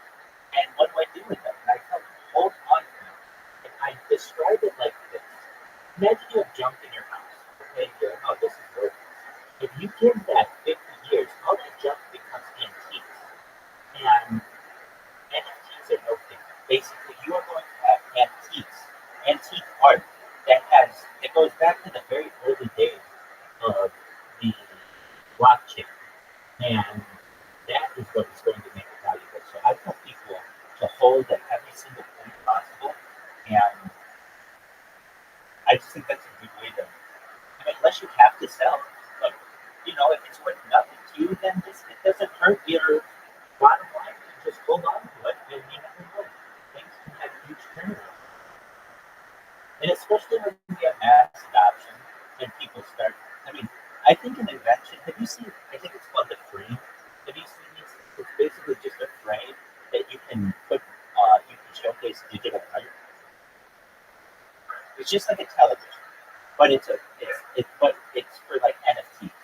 And so really wealthy people are putting these in their house so that their friends can see the NFTs. And guess what the friends do? They buy a frame and they buy NFTs so that they can show other people their art. That to me is going to change things. And we have this mass adoption and people start to, it just takes a few influencers to do it. And get some positive stories. And I mean, I think anybody on this earth, if you said to them, hey, you know, Papua or Kelly Welch is going to be starting the coin, okay, everybody would say that's like, that has rug pull written all over it. It's a super, super popular thing that is going to be a viral sensation for a short amount of time, and then it's going to essentially be worthless. So some people may think. I, on the other hand, think it's the perfect time to buy it. It's worth nothing right now. Hold on to it for 10 years, watch what happens. I think that's a great opportunity. And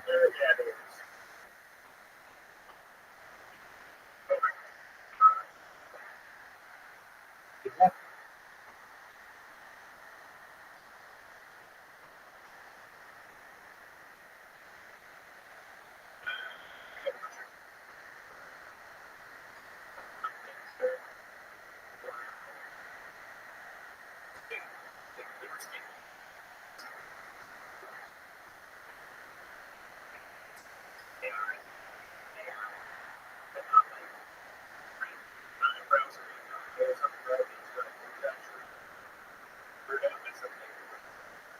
They're perfect.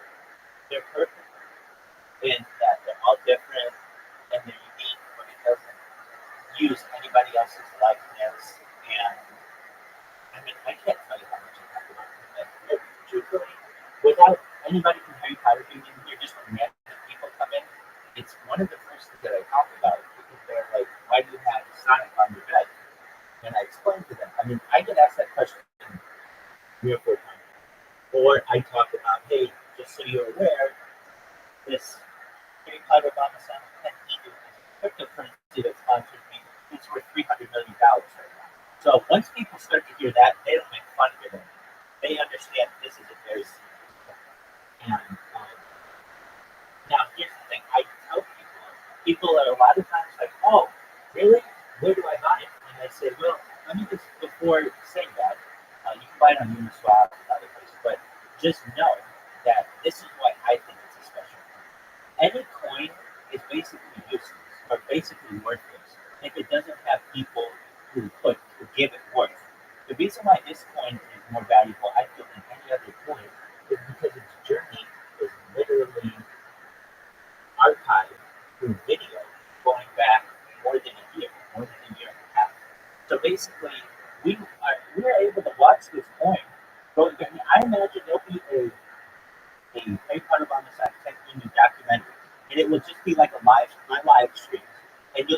watch the ticker as it went from pennies to 8 cents, then to 12 cents, then 10 cents, then to 15 cents, then to 22 cents, then to 20 cents, then to 37 cents, then back down to 22 cents, then back up to 29 cents of where we are right now. And you'll be able to watch this and be like, wow, no other coin has this, where you can literally watch what was going on, listen to the conversations that were going on, meet some of the personalities that have a reason to become a coin. I think these are all really special opportunities for this coin, and no other coin has that. No other coin has been smart enough, frankly, and open enough to allowing their day-to-day business to be broadcasted. Now, do I go into the chat and live stream that? No, because I understand that that's like, that's just not necessarily beneficial. But for the coin to have its history archived, to me, is very beneficial. And that's what separates our coin from any other coin in the world. People get excited about SPX, and they get excited about Doge. And I think Doge is very good. But I don't think it's better than Harry Potter Obama San Tentino. Harry Potter Obama San Tentino has its whole story archived, essentially. And that's an incredibly positive aspect of the coin. Look, if I were to say this is how I describe cryptocurrencies to people. I were to just take a group of 10 people and say, okay, I got all these different coins. One of them, a dog. One of them is just a bee, like the Bitcoin symbol. One of them is Ethereum. One of them is Solana. And then I have this one with Harry Potter Obama San Tentino. Don't worry about the names, okay? And I tell you, one of them has been on camera, essentially for its whole history, and the others haven't. Which one do you want to buy? 10 out of 10 people are going to say, I'm going to buy the one that's been on camera. That tells me that they're open and honest coin. They're not afraid of, and they're not hiding anything. And also, it's really neat that I'd be able to watch the entire tail of the coin, tail of the token, essentially going back to its beginnings. That to me is such an exciting premise. It would be like if this wasn't allowed at the time, or still isn't, but if we had a live stream of the Federal Reserve Bank, and we could have watched the founding of the Federal Reserve in December 23rd, 1913, and every day since then, and we could see when they were printing money, and we could see the discussions that went on, and all the other things that go on, perhaps with the currency. We have that ability with Harry Potter Obama San Tentino, and that's when I talk about it. I say that eventually it will be the Bitcoin. When people reference Bitcoin, it will be the kicker Bitcoin. The other Bitcoin's great, but this is the one for the future.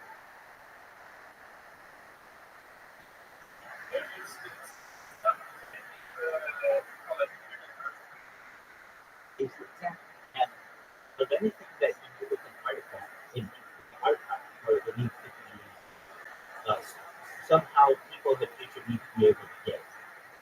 And our tail is on the internet more than any other coin in the history of mankind. Not that we've had a long period of time, but I think it's absolutely brilliant that we've come together and with the community. And I mean, we can go back to last summer, essentially, and when the coin was just in its early days, and see every day since then what happened with the coin, what discussions happened, and what the good, the bad, everything. That to me is positive. In the past, and the way that we learned a lot from history about day-to-day life is from people who would make journals or diaries, journalists or diaries. They would write every single day what happened with the weather and what happened with the crops and what they did with their family. And we would learn a lot about day-to-day life that way. And I'm just doing the same for the 21st century.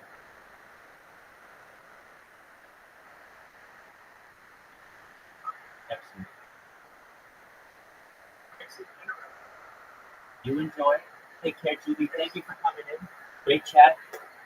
Take care. Harry Potter Obama San Tentino, my man. Peace, baby. Shout out to GB. Shout out to Bobby. high-tech companies. I think it's almost unprecedented for private business to go on strike, because what will economic success benefit us if we live under a messianic dictatorship? And again, the fuel for this whole thing is to a large extent coming from messianic religious groups, which just the thought, what happens if these people have unlimited control of Israel's nuclear arsenal and Israel's military capabilities and cyber capabilities. This is very, very scary, not just for the citizens of Israel. It should be scary from the people everywhere. So it would be scary for it to go from being a problem of security and protecting the peace to becoming a religious war. It is already becoming a religious war. I mean, the conflict with the Palestinians was for many years a national conflict in essence. Over the last few years, maybe a decade or two, it is morphing into a religious conflict, which is again a very worrying development. When nations are in conflict, you can reach some compromise. Okay, you have this bit of land, we have this bit of land. But when it becomes a religious conflict between fundamentalists, between messianic people, compromise becomes much more difficult, because you don't compromise on eternity. You don't compromise on God. And this is where we are headed. So I know you said it's a small nation somewhere in the Middle East, but it also happens to be the epicenter of one of the longest running, one of the most tense conflicts and crises in human history. So at the very least, it serves as a study of how conflict can be resolved. So what are the biggest obstacles to you to achieving peace in this part of the world? Motivation.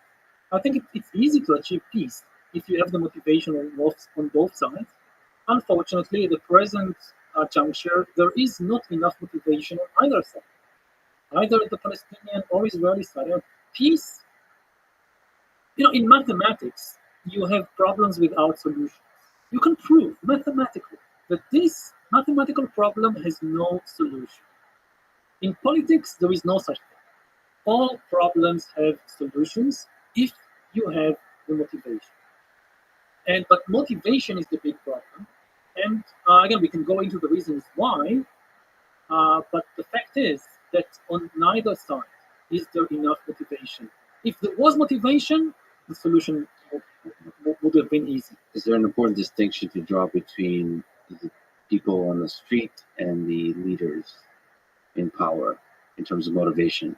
So are most people motivated and hoping for peace, and the leaders are motivated and incentivized to continue war? I don't think so. Or the people also? I think it's a deep problem. It's also the people.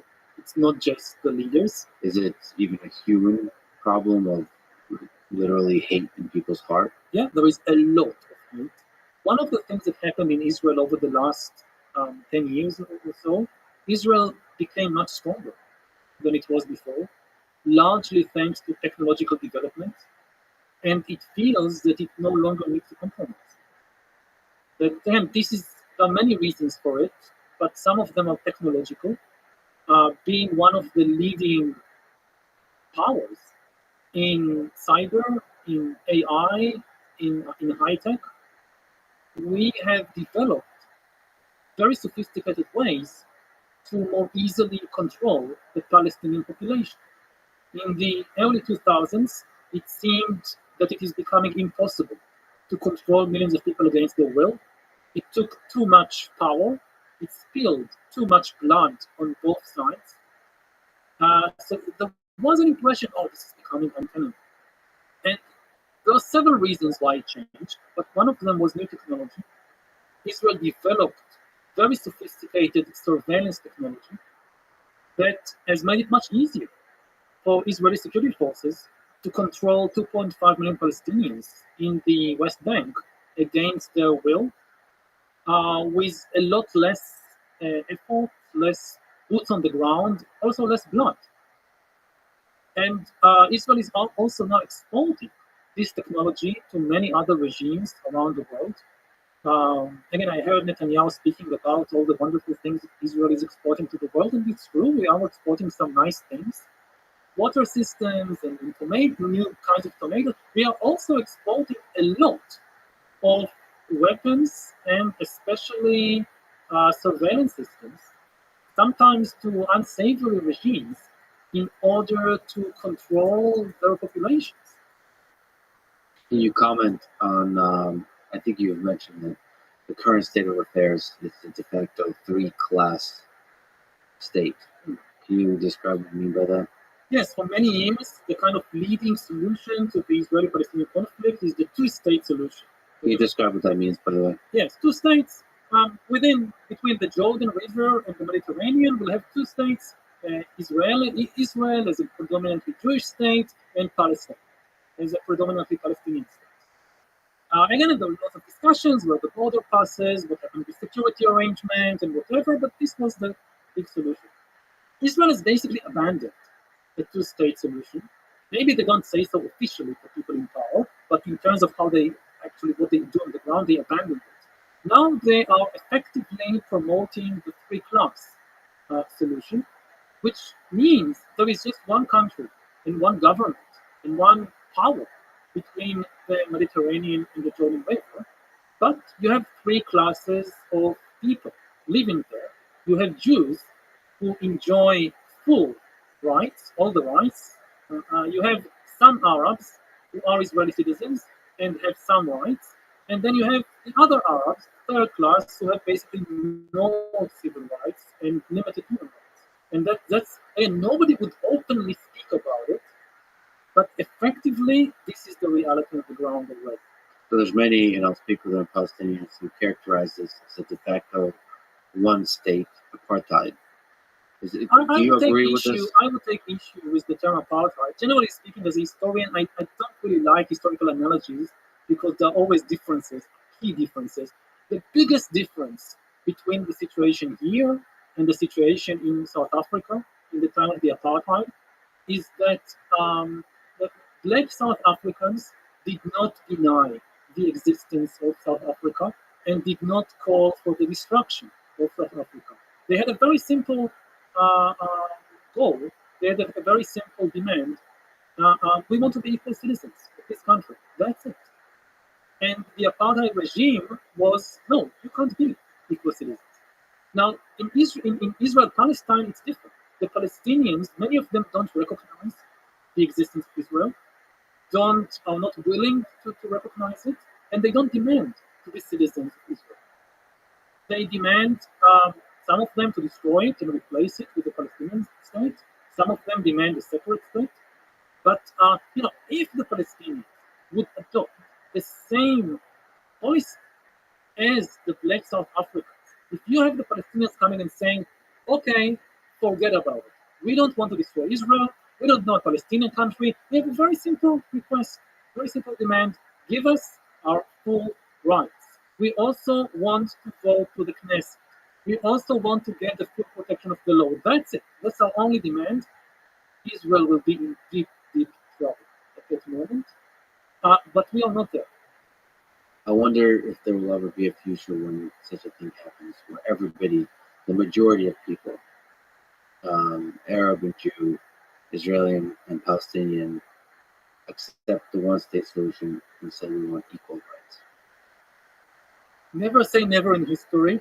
It's not coming anytime soon from either side.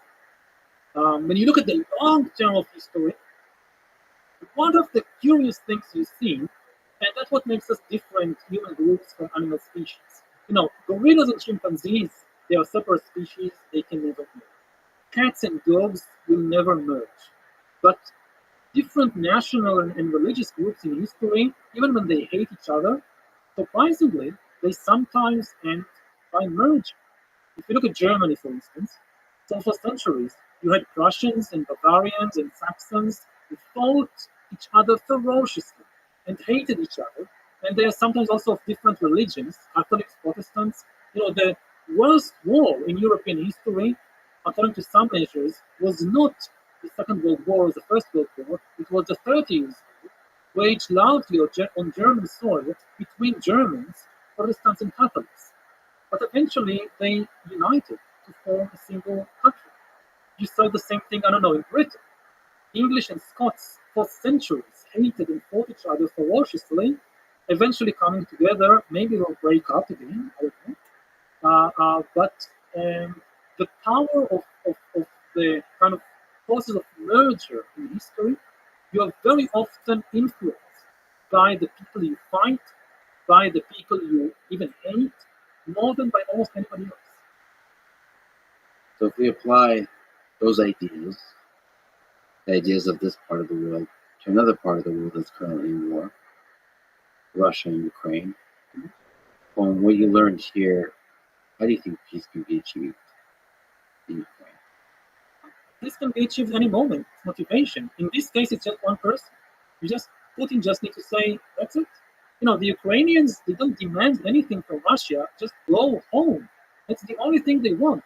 They don't want to conquer any bit of Russian territory. They don't want to change the regime in Moscow, nothing. They just tell the Russians, go home. That's it. And of course, again, motivation.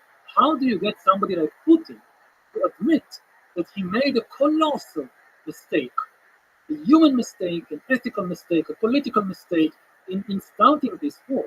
This is very, very difficult. But in terms of what does the solution look like, very simple. The Russians go home. End of story. Do you believe in the power of conversation between leaders to sit down as human beings and agree?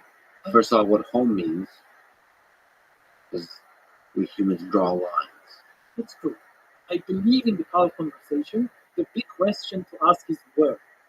Where do conversations, real conversations, take place? And this is tricky. One of the interesting things to ask about any conflict, about any political system, is where do the real conversations take place? And very often they don't take place in the places you think that they are.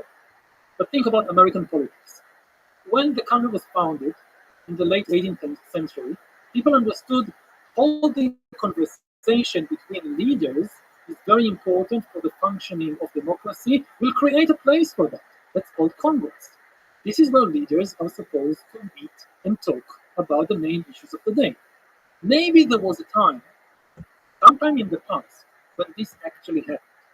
When you had two factions holding different ideas about foreign policy or economic policy, and they met in Congress, and somebody would come and give a speech, and the people on the other side would say, hey, that's interesting. I haven't thought about it. Yes, maybe we can agree on that. This is no longer happening in Congress. I don't think there is any speech in Congress that causes anybody on the other side to change their opinion about anything. So this is no longer a place where real conversations take place. The big question about American democracy is there a place where real conversations which actually change people's minds still take place? If not, then this democracy is dying also. Democracy without conversation cannot exist forever. And it's the same question you should ask also about dictatorial regimes. If you think about Russia or China. So China has the great role of the people. And well, the representatives, the supposed representative of the people meet every now and then, but no real conversation takes place there. A key question to ask about the Chinese system is, behind closed doors, let's say in a Politburo meeting, do people have a real conversation? If Xi Jinping says one thing and some other big shot thinks differently, will they have the courage, the ability, the backbone to say, with all due respect, I think differently, and there is a real conversation? Or not? I don't know the answer. But this is a key question. This is the difference, between an authoritarian regime can still have different voices within it. But at a certain point, you have a personality cult. Nobody dares say anything against the leader. And when it comes again to Ukraine and Russia, I don't think that if you somehow manage to get Putin and Zelensky to the same room, when everybody knows that they are there and they'll have a moment of empathy or human connection, and they have no. I don't think it can happen like that. I do hope that there are other spaces where somebody like Putin can still have a real human conversation. I don't know if this is the case. I hope so. Well, there's several interesting dynamics, and you spoke to some of them. So one is internally with advisors. You have to have hope that there's people that would disagree, that would have a lively debate internally.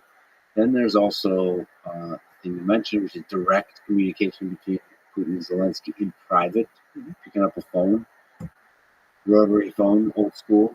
That's I still believe in the power of that. But while that's exceptionally difficult in the current state of affairs, what's also possible to have is a mediator, like the United States or some other leader,